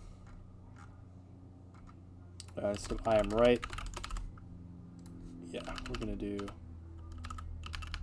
Man, this can be such a pain without being able to use the thing. Okay, so then once we've done the conversion, and we should try to observe full latency here. So once we get it from the stream to the very end, we won't count I am right though, since we don't really care about that. And we can just delete all these comments because they're annoying.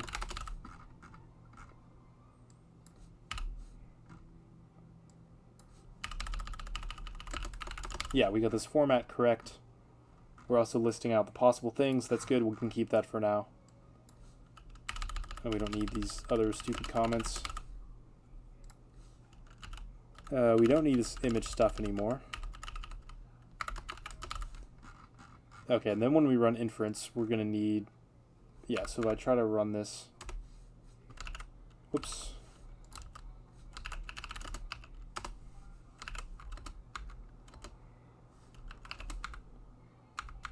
And we want this thing. Okay. Yep, so we're going to do let xs. We can actually just put it in. This takes... Oh, why does it take a vec? Can we fix that? Iter len preprocess run. Oh, it takes an array. Is this, where are we looping though? Oh. Oh, it returns. Yeah, okay, so we should be able to change this to this, just to make it a little more flexible.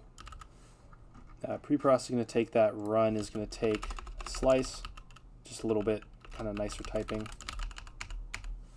The return value is fine here. That's fine. Where are we failing now?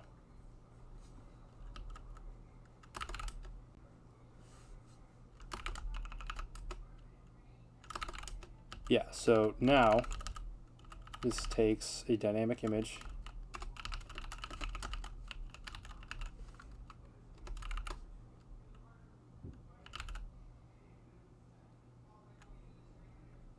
Okay, so it's going to be width. What is their color type? Nice, we have LSP. It only took like an hour to index. RGB A8, yep. And then I'm guessing there's like copy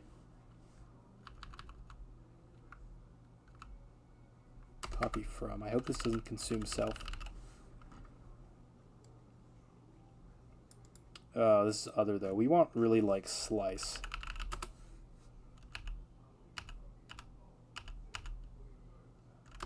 What crate is this again? It's the image crate. Okay.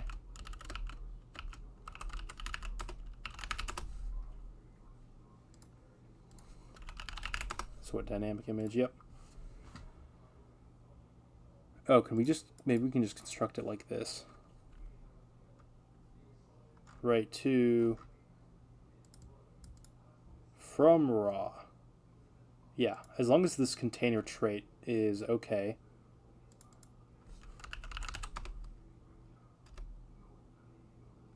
So it's generic over the container. And has to deref into a subpixel, which this should be, U8 should implement this subpixel thing. Okay, so we're going to do, let me go back here. And do they implement into for all the things? No, that's all right.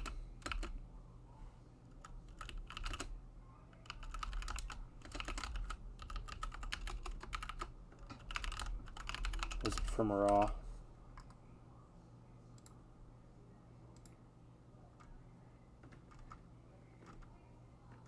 From raw with height container, okay.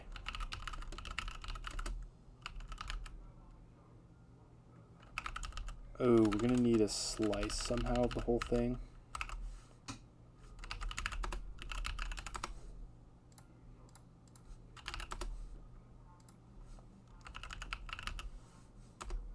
Except it's more of like an into slice kind of thing. Oh, do they not have that?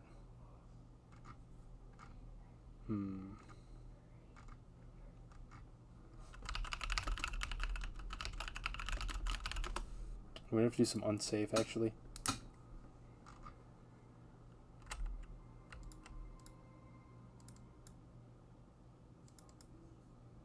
From memory, I've never heard of this.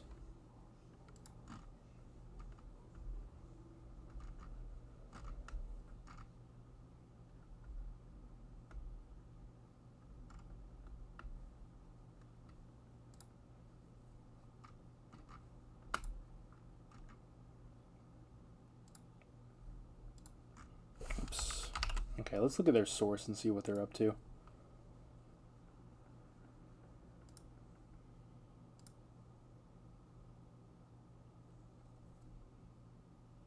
And algebra, sure.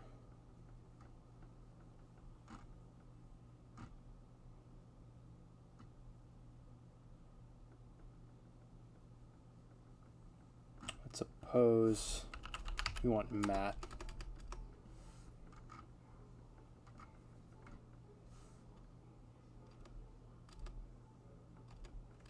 Oh, there might be like a weird rows thing though.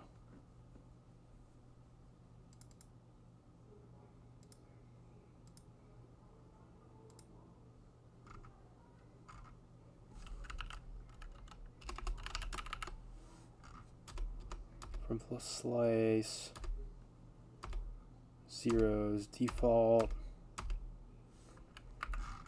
It'll be called something weird though.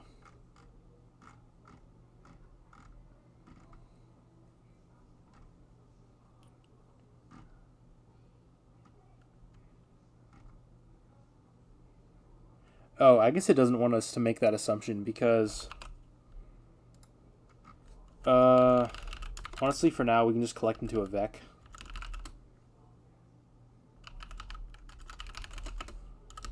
What is this going to be? RGBA. Can we just do this?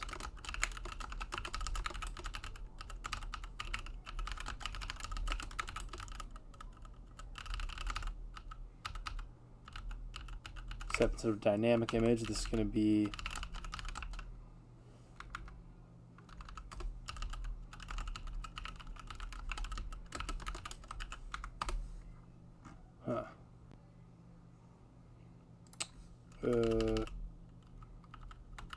we gotta interrupt that. Is it or does it really return a result? Oop. Talking's hard.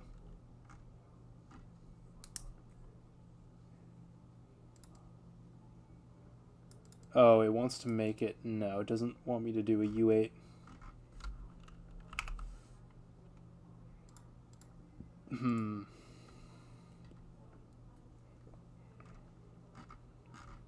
Oh, there's probably some no sorry, there's some weird trait for this. It's like const mat access or something.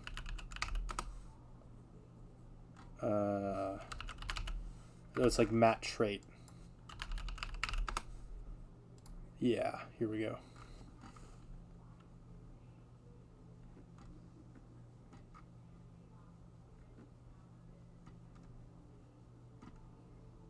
This is .data maybe or .slice.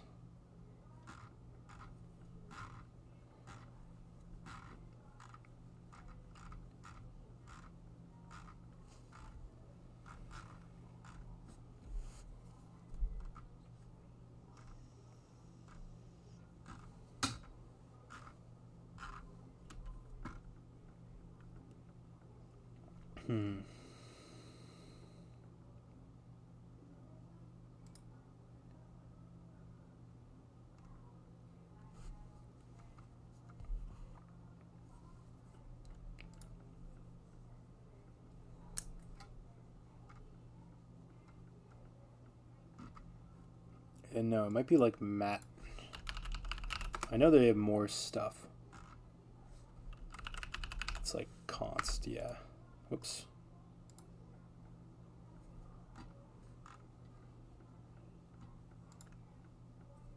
Ooh, these are all pointers.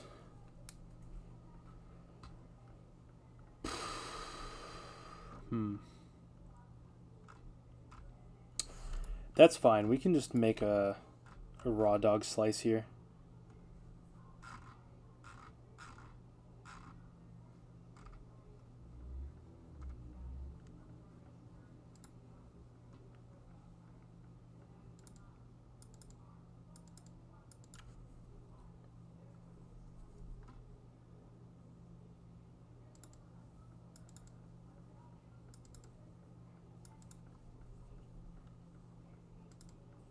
Oh, these are elements though, so that's a little weird.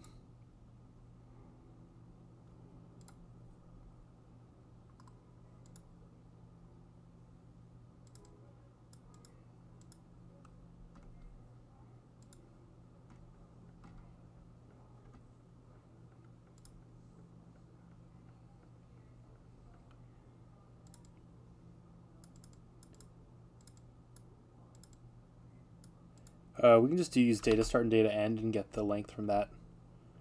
So yeah, we'll get this a little bit differently. So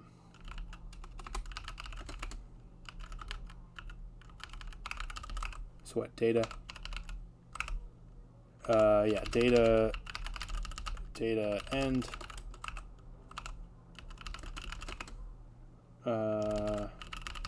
What's the function in Rust? It's like n dot. It's like offset from sg.rust. Oh no, doc stud. Okay. And this is going to be pointer. Something with a range.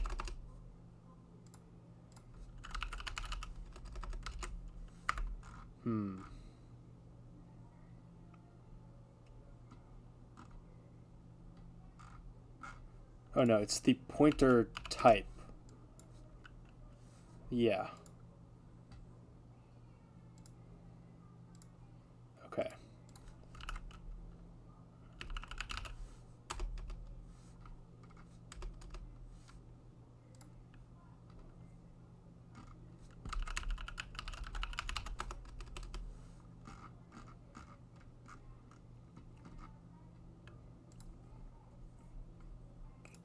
Okay. Nice. So origin is going to be first. So that's going to be start. So this can be n dot.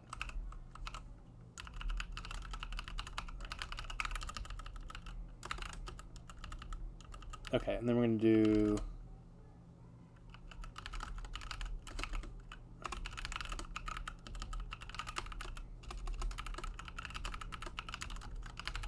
from raw parts. Data is going to be start. Len is len. And it's going to be RGB8 data.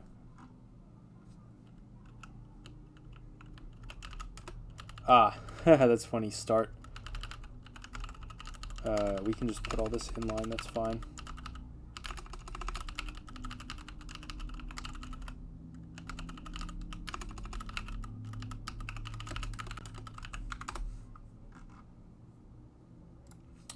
And then len is going to be as usize. Because it should never be negative.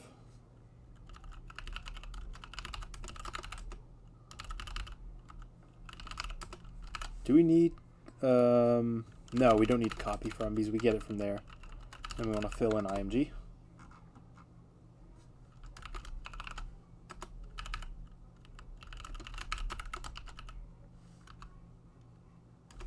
Actually, no. We'll say this explicitly.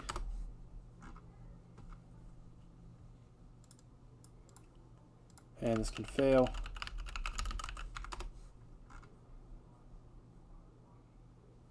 Oh, okay. We'll just make it owned. Yep, this is unsafe. There's a lot of unsafe here.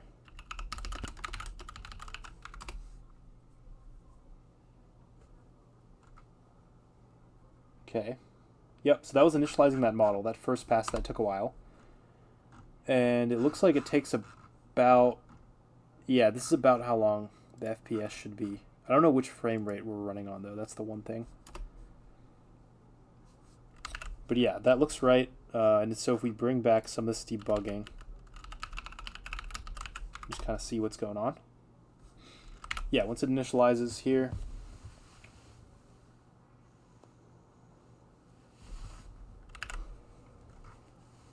oh, so actually I should be able to mess with this now.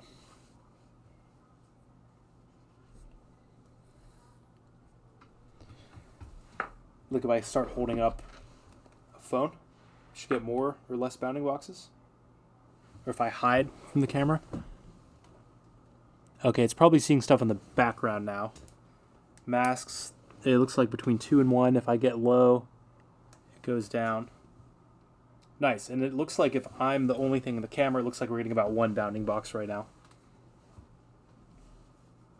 Okay, so that's good. We got to figure out how to process this bounding box info now. Sorry, not the bounding box, I mean the masks. So, we call model.run. This is probably going to be all in pre-process or post-process. And so what actual outputs? It's probably some raw floats from the model, I'm guessing. Oh, nice. Yeah, there's a lot I'm sure we can optimize here as far as like cloning and stuff. Yeah, and just converting all of this with like a map function. There's probably some nice SIMD if the compiler's not already doing it for us. Also, we're not even using FP. Yeah, we're using FP32 right now on CUDA. We can always quantize down if we need, but the performance is pretty good already. So,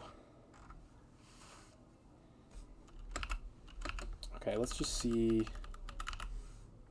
Yeah, these types still don't really make sense. So it looks like it gets a view of X. What is X? So this is an output. Okay, this is all FFI stuff, it looks like. Outputs, so it looks like C strings for errors. Outputs are...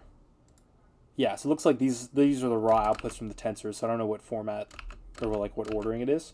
Looks like it decodes it already for us in post-process, where it takes in the raws and it gives us this YOLO result, which includes masks.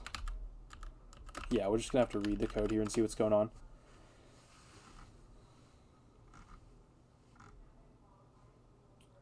So this is bounding box stuff. We could probably get rid of this eventually. We're not actually using the bounding boxes at all.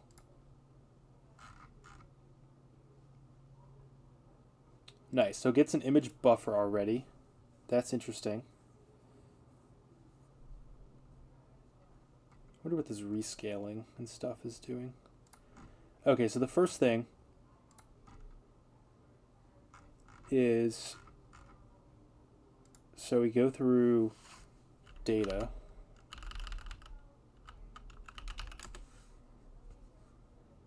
Okay, so it looks like this is kind of processing each output we have.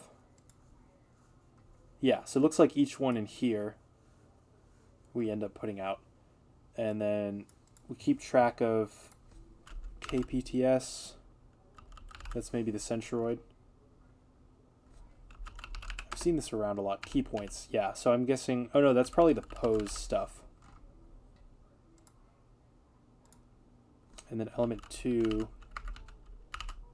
Okay, so it looks like this type is the bounding box for it, the key points, and then coefficients for something. Oh, and it looks like it's all put together. I wonder what this shape is.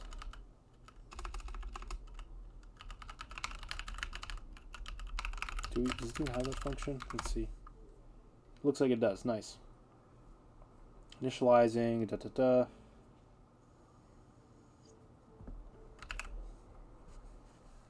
Okay, so it looks like it scales down the resolution, I'm guessing. And so these are... so these must be the dimensions. Whatever that is. Let's see. Yeah, this can be annoying with the having to wait to initialize every time. Getting bounding boxes, that's good. And so it looks like for each bounding box we get, that also gives us a mask, which makes sense. NM.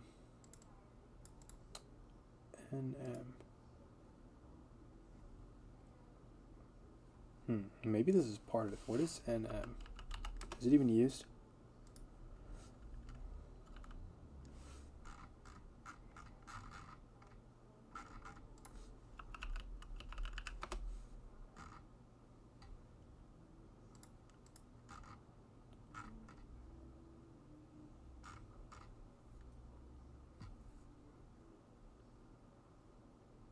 Okay, so we're dotting something.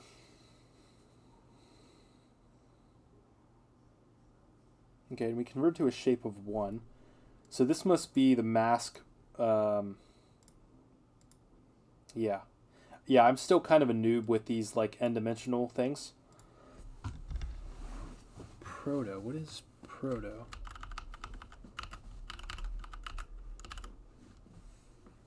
XS, what is this? That's our input. Okay, I'm still not sure what's really going on here.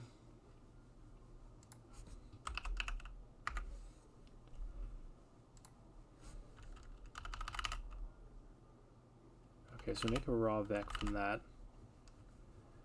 And so the dimensions here, it's saying this is RGBA? What even is this?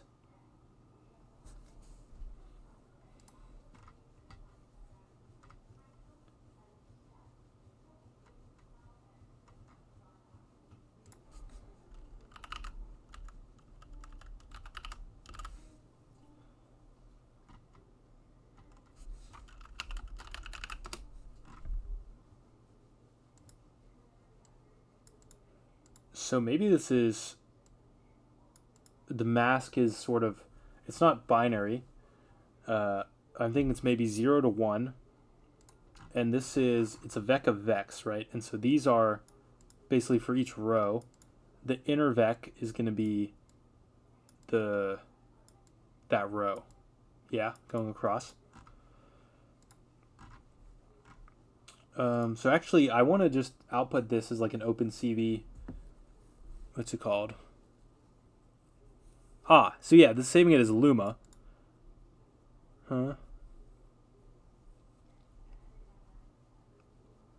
Mask original cropped.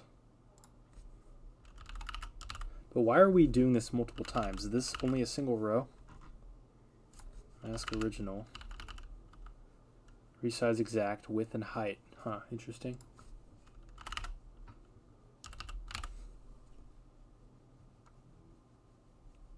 And so what is this doing?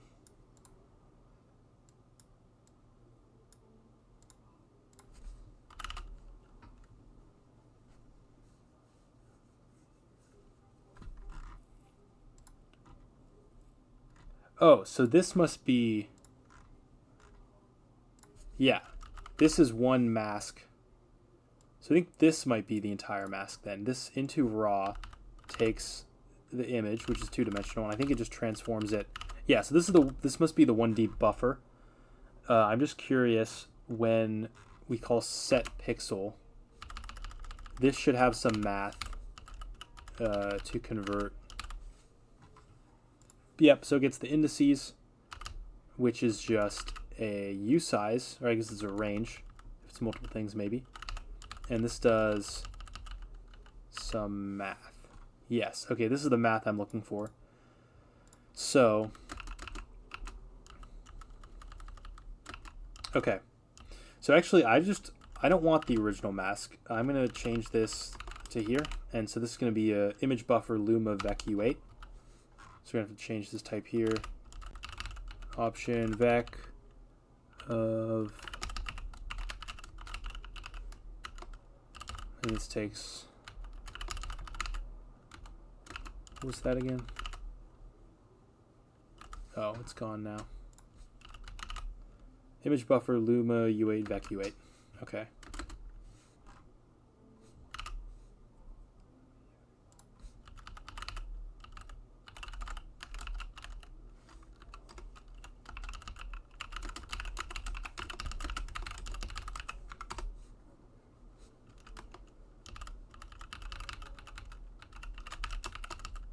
And if this is already a vec, it doesn't need to be an option as well.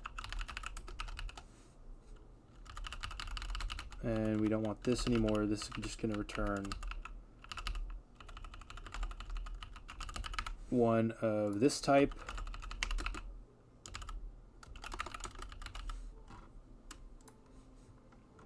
Honestly, I really don't like these getters. Wait, it's already pub? Alright, yeah, we're just gonna delete these getters. They're getting in our way, honestly. Yeah, these just act as the fields. This doesn't actually do anything, and they're pubs, so it's not like we're restricting the visibility anyway.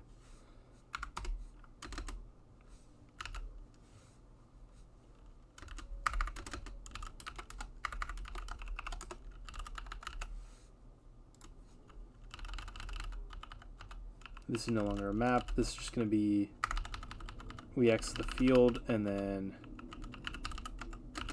mass.lane, like that. Line 18.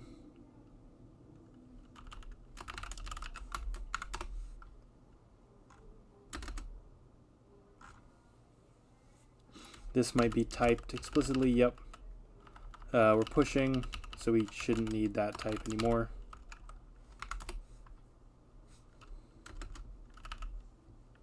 Why are you crying?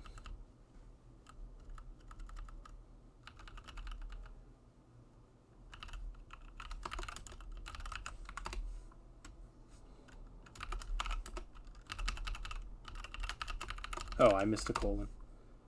Okay. Model, now we fix the option stuff. This is unconditionally going to be Y masks. We should change that name also at some point.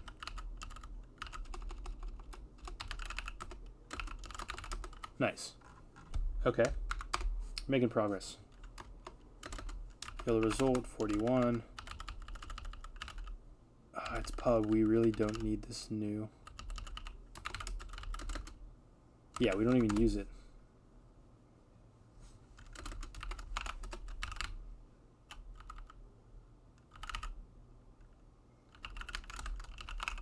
Okay, fine.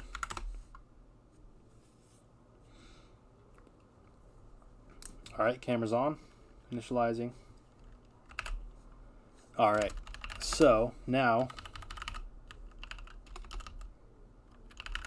we should be able to do ys dot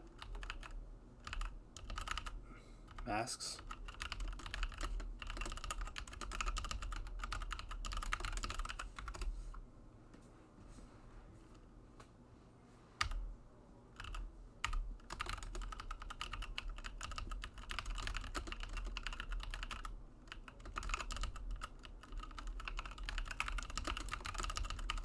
I wonder if this will cry when you debug a whole image. Ooh. Yeah. Oh, and it looks like it's doing transparency for us. Nice. Okay, I want to see what this looks like. So, how do we do this? So we're going to say, what is it, into raw, into vec. Yeah, I guess that just assumes our container's a vec. So this should be, let's just see what this is. It should be like 1280 by 720 by 1.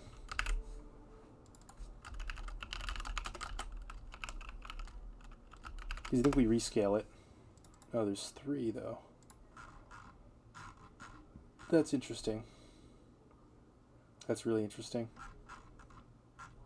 How are there 3 channels? Because when we were debugging this raw, there shouldn't be channels, right? Model.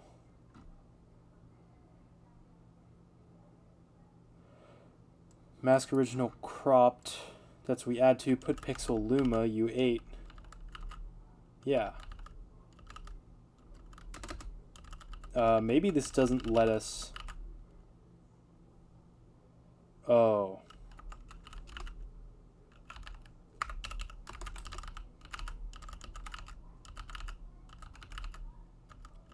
Things maybe self.data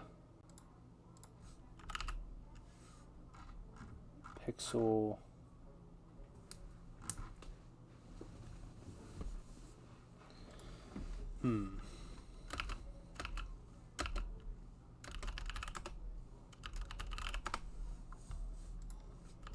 Let me create this. How do we do it? So we convert it into Luma U8.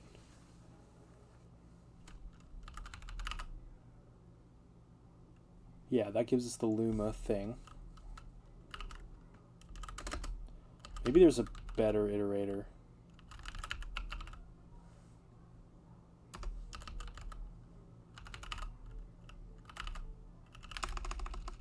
Yeah, hopefully we can find something. Yes, okay. So I'm guessing this is going to be like 4x, y, p in this, right?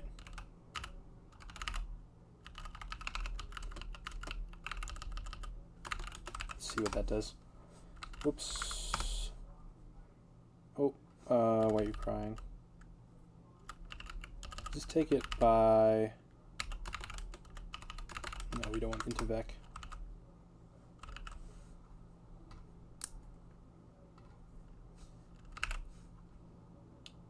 Okay, so 60, 61. Yeah, there's 1 Luma value for each pixel, which is good. So we can say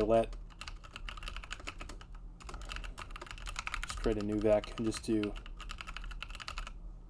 p dot, how do I get at this thing? Yeah, what is a Luma U8? It's probably just a wrapper. Okay, I think we can do dot 0. Yep, okay. Now this is a U8. Okay, that looks good. And so, the problem is debugging this, we're probably going to get 1 or 2 masks. Things we can just write them as 2. So for each mask, we're going to do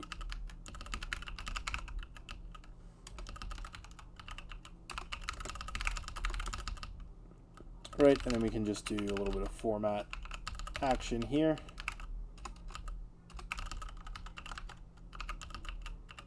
With the variable.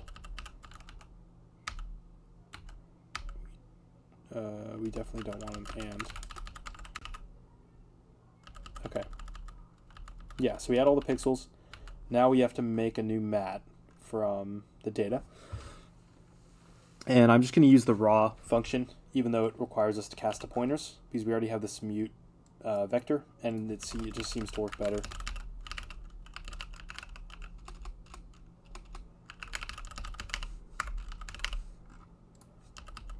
Grayscale, it's going to be CV1. Width and height, so this is, yep, we double checked, I think it's, yep, width and height. CV1, this will be pixels actually, because that's defined here. We have it as mutable, auto step, and we're writing out grayscale. Here's where that thing was, I forgot. And it needs an str, so dref. What is this? I'm right. Yeah, we can handle that. What do we get?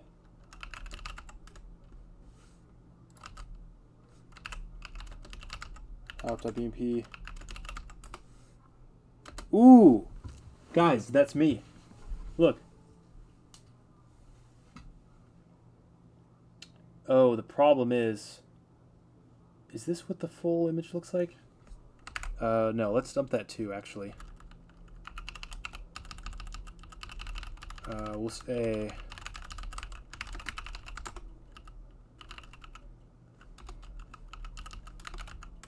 Yeah, we'll just ignore everything. And we don't need this because we're just going to do it every time.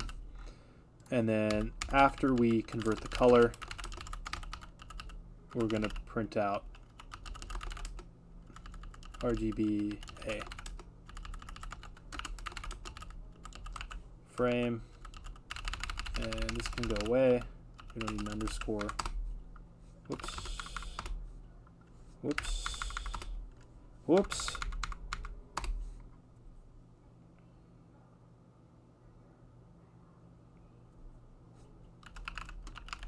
So if I open up this, that's me. And can I open two at the same time?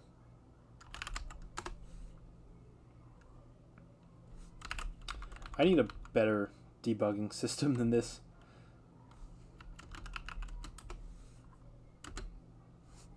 Let's see. So my head's being cut off by something. This torso looks correct. No, actually, it might just be... Can't tell what that black part is.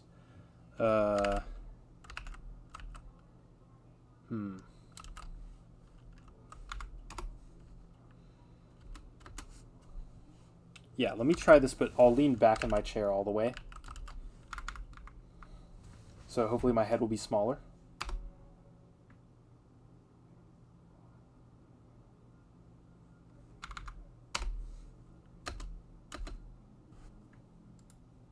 Okay, this looks right. The only thing is I think the height of the image might not be what we expect, but at least the shape looks fine.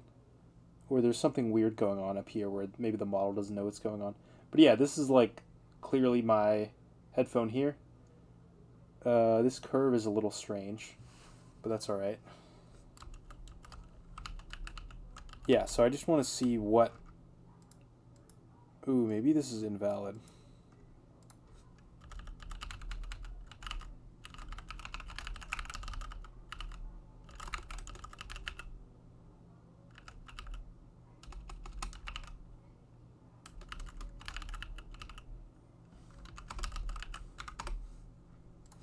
Oops.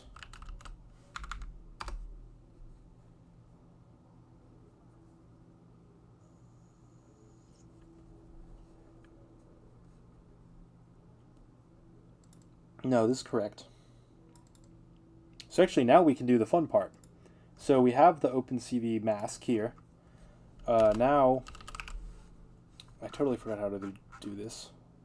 Basically we want to calculate and, or no, maybe we can just do a dot product of the two matrices. Oh no, this is std.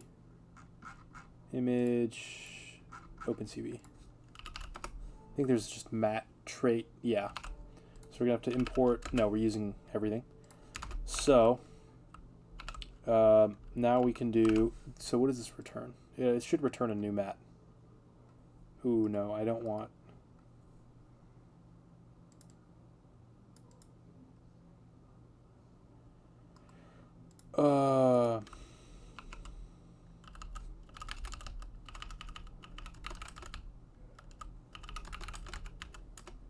Actually, we can just do we don't want a matrix multiply. We want like an element-wise multiply.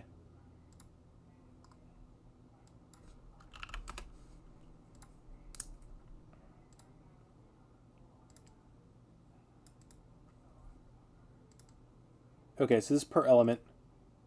We don't need to mess with the scale.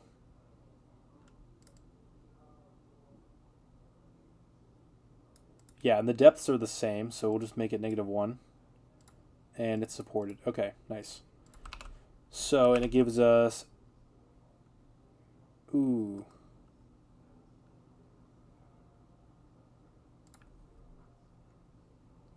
No, we really don't want that, though. What is GAPI? What the hell is a GMAT? Tensor data. Dude, we already have like 5 libraries for tensor data in our tree. I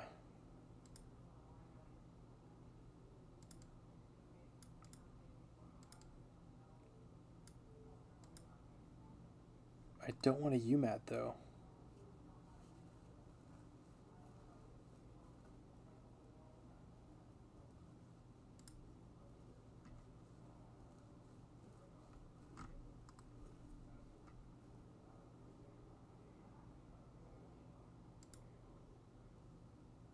Ah, this is what we want. Yep. Nice and simple. So,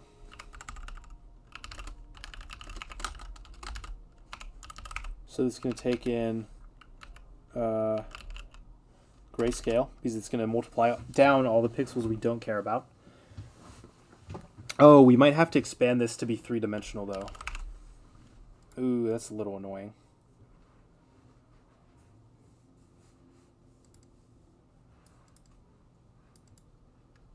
These should... Yeah, I'm hoping this will just...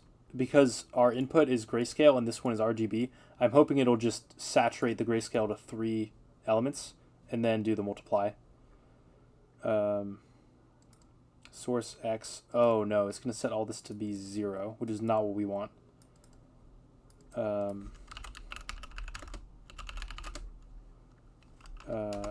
is this?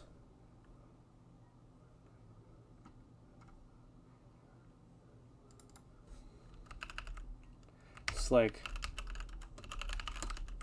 CV 8UC1 to 3 and just kind of copy all the data.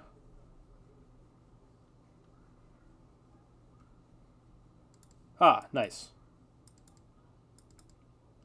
Hold on. The thing is, we really want to change the alpha.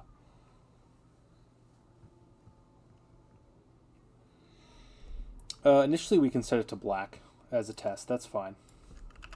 So we're going to convert the mask again.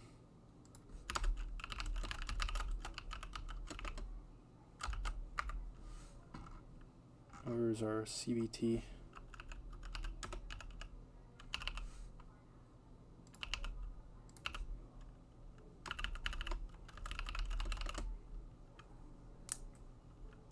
And we have to allocate another one that's empty. Just like here. Yeah, we'll make it RGBA.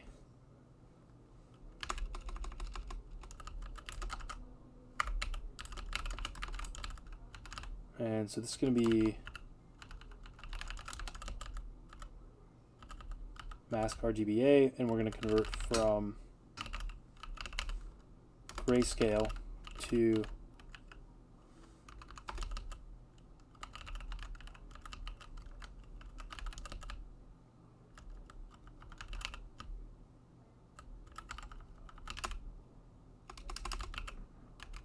RGBA. Hopefully that exists. We'll find out in a sec. Now we can multiply our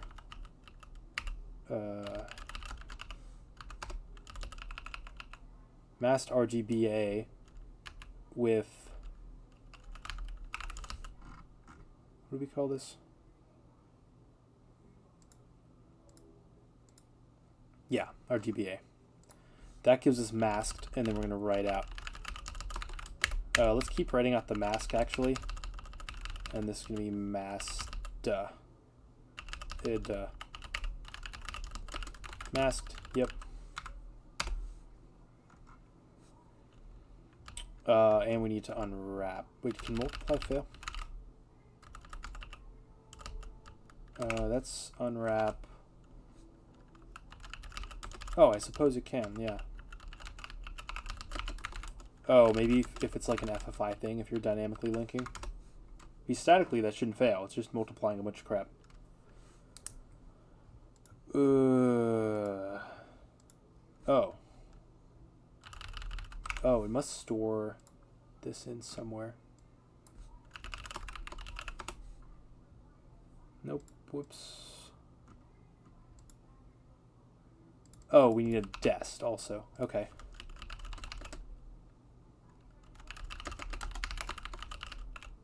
Yeah, hopefully it should be smart enough to figure out the size that we want here.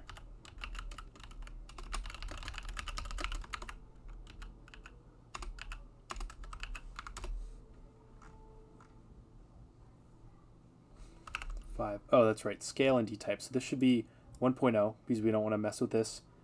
And then D-type should be -1. Yep. And those are the defaults. Nice.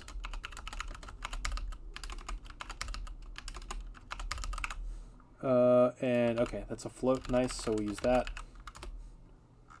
What else? We're very close here.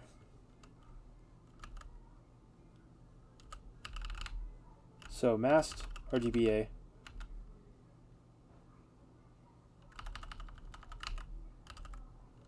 Huh? Oh, mask.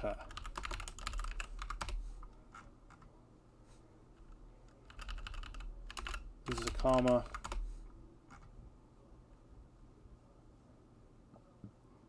And this is a reference.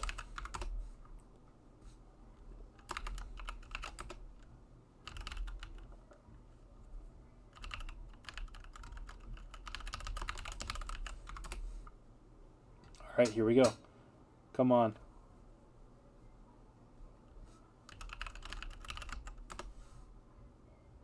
That's definitely not right. What is going on?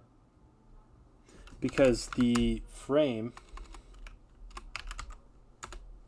is correct. Actually, let's just look at all of this.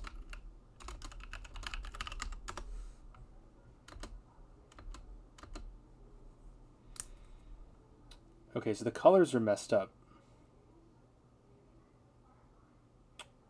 So maybe the alpha channel and the masked one, all of those will be multiplied to 0. We're also multiplying the colors. And so frame, when we print frame, what exactly is that?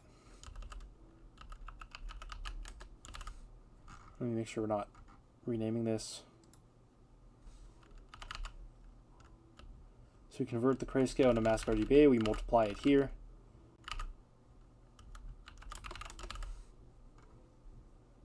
Masked is the result. Yep, that looks right. Yeah, I don't know, guys.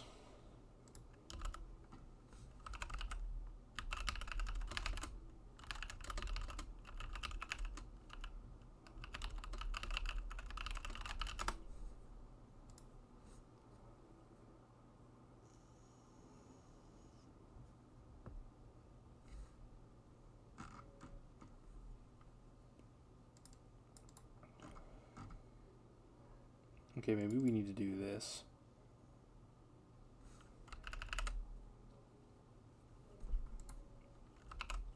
So to multiply, it's going to be opencv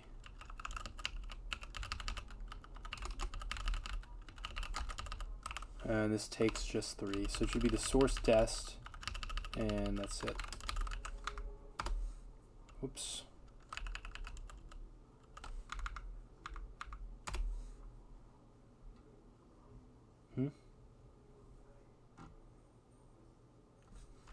Oh, there must be a default parameter.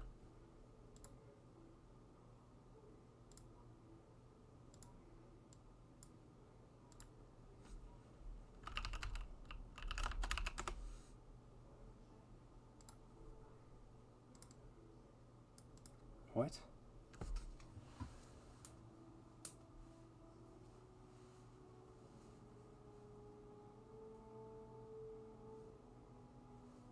Oh, so it does logical OR if the mask is non-zero. That's not what we want, though. Maybe there's just like a mask function. Okay.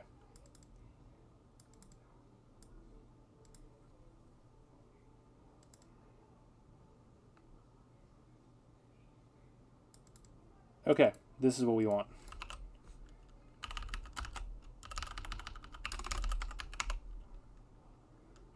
This is going to be, and we can use just the regular grayscale.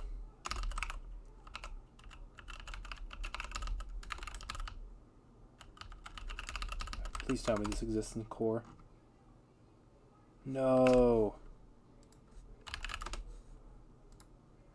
We could write it by hand. I don't want to do that though.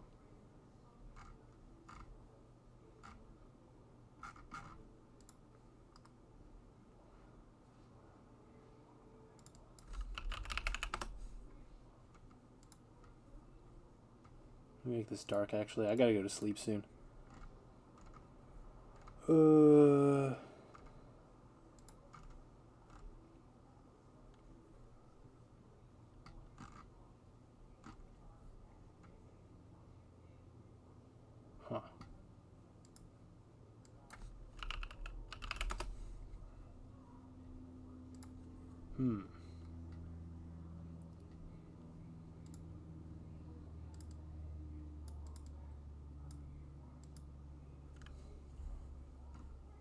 That's for sharpen though. I'm sure we could do this, accomplish this with a kernel.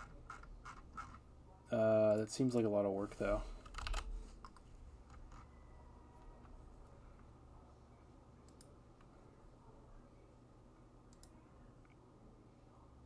Oh, mask operations are quite simple. Look at this.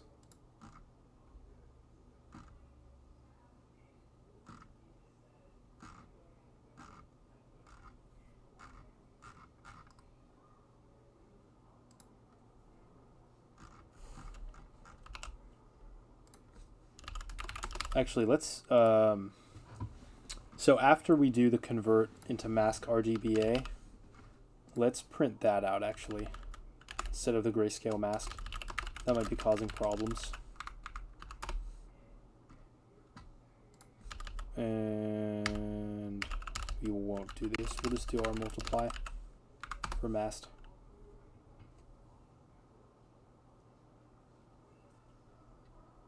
All right. Okay, so it looks like there's random crap in the image. I don't know why. So literally the only difference between these two should be we expand the channels, right? So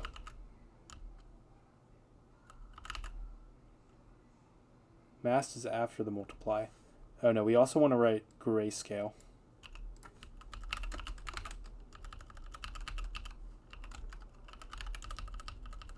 Mask.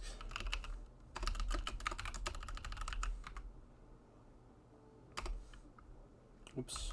Keep doing that.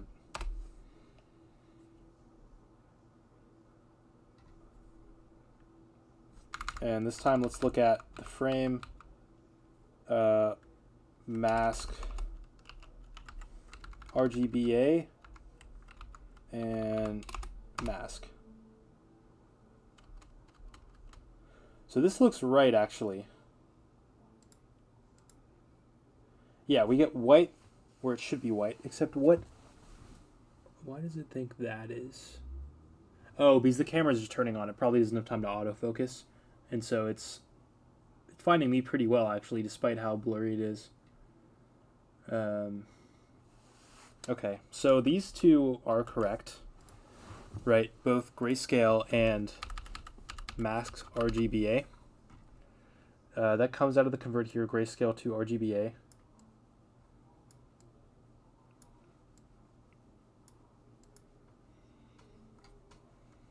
The thing is, this multiply is so strange.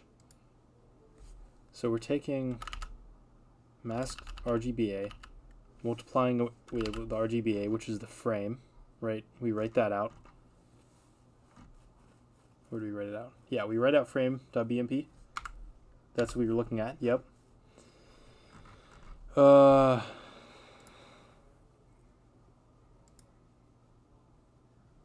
yeah, I really don't understand why this isn't working.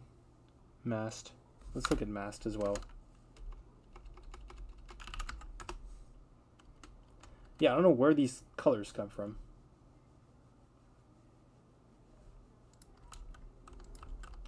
Is it oversaturating maybe? Maybe it's doing something weird with the channels. Or maybe we need to pre-allocate this actually. That might be why.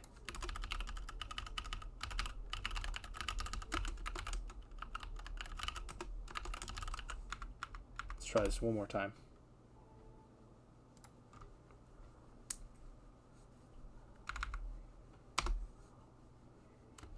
Nope, still messed up. Oh. Oh! Okay, so it looks like these colors are saturating. So, actually...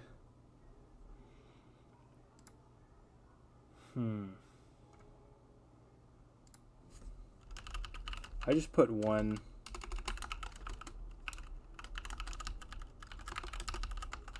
This might make it not saturate anymore.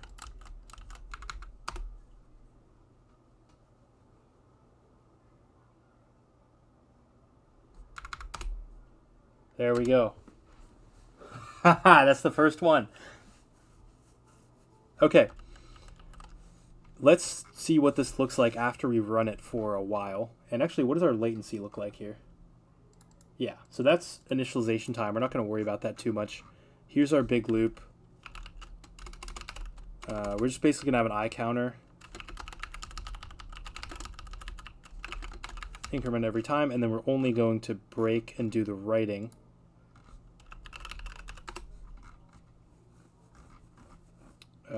So this is going to be like...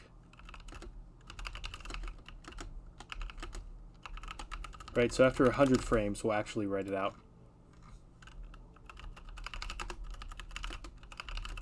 Right, and then we'll just kind of wrap this everywhere so we don't slow down if we don't need to. This will let us look at latency and see how that's doing.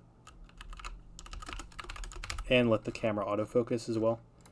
And then if we're writing, also break. Oops.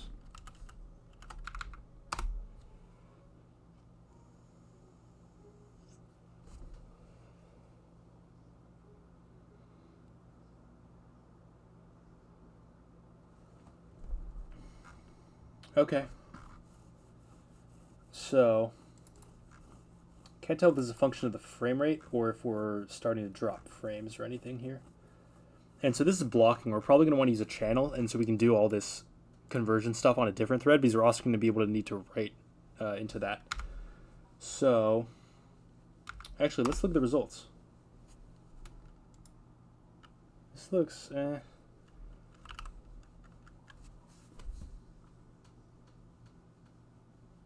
Whoops, that's funny.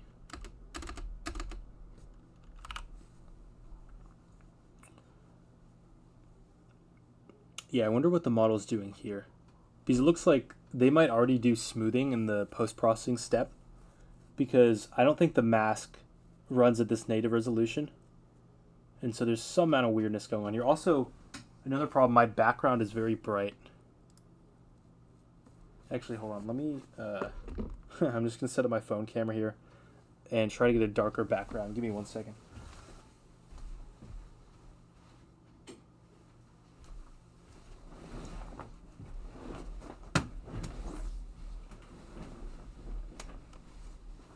All right, here we go.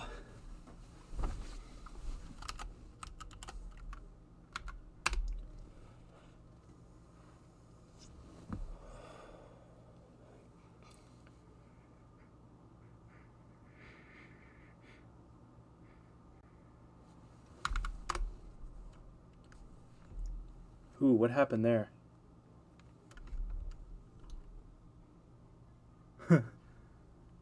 That's supposed to be my hand, right? Wait, where is my hand? Oh, this is a shadow that it's thinking is me. You know, a lot of these might actually just be solved by good lighting. Because this looks very blue and cold. I can't tell if the color's off or if it's just a lighting problem.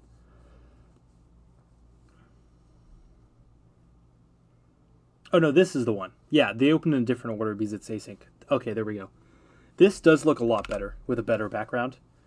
The thing I don't understand is where this white is coming from. Like, we look at the original... Oh no, that's... No, that's glare. Yeah, that's glare from the camera. Or no, from my phone light, actually. It's way too bright. Hold on, let me try one more time with the light on a lower setting. That's still very bright. How do I do this? Let me try to scatter this on my wall or something. Just so we kind of have a little bit of ambient lighting on my face, but it's not directly blasting like that.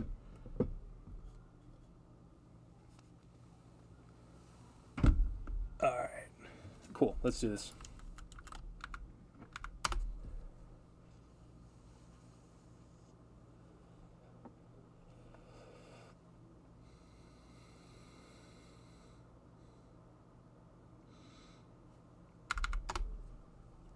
That looks really good. Yeah. Yeah, that's part 1 complete, boys.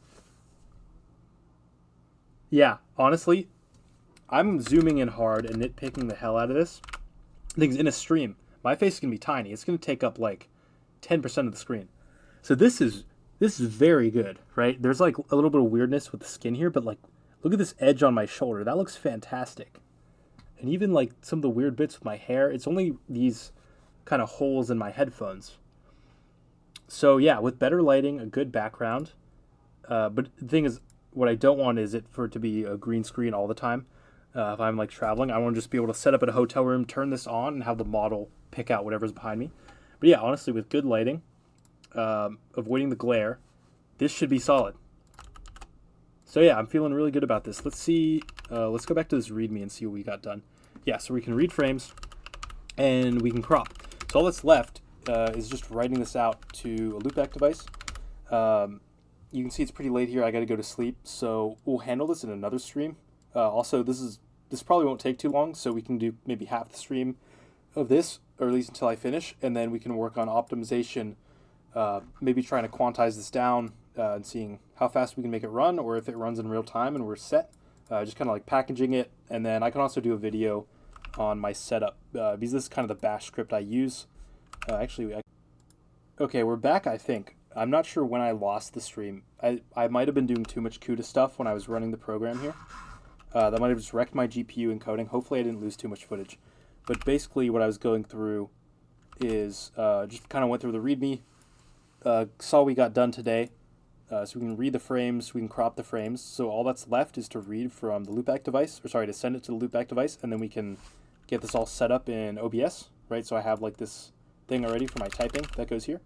And I'll just add my face probably down here, somewhere out of the way. Make it smaller, scale it, all of that, and then integrate it with this run system. So basically I have this bash script here inside recording. It's basically a small repo here with just one file. Where basically I have two bash functions. Stop recording runs on Control-C. So actually when I'm done recording this, I'll literally just hit Control-C and it'll fix everything for me.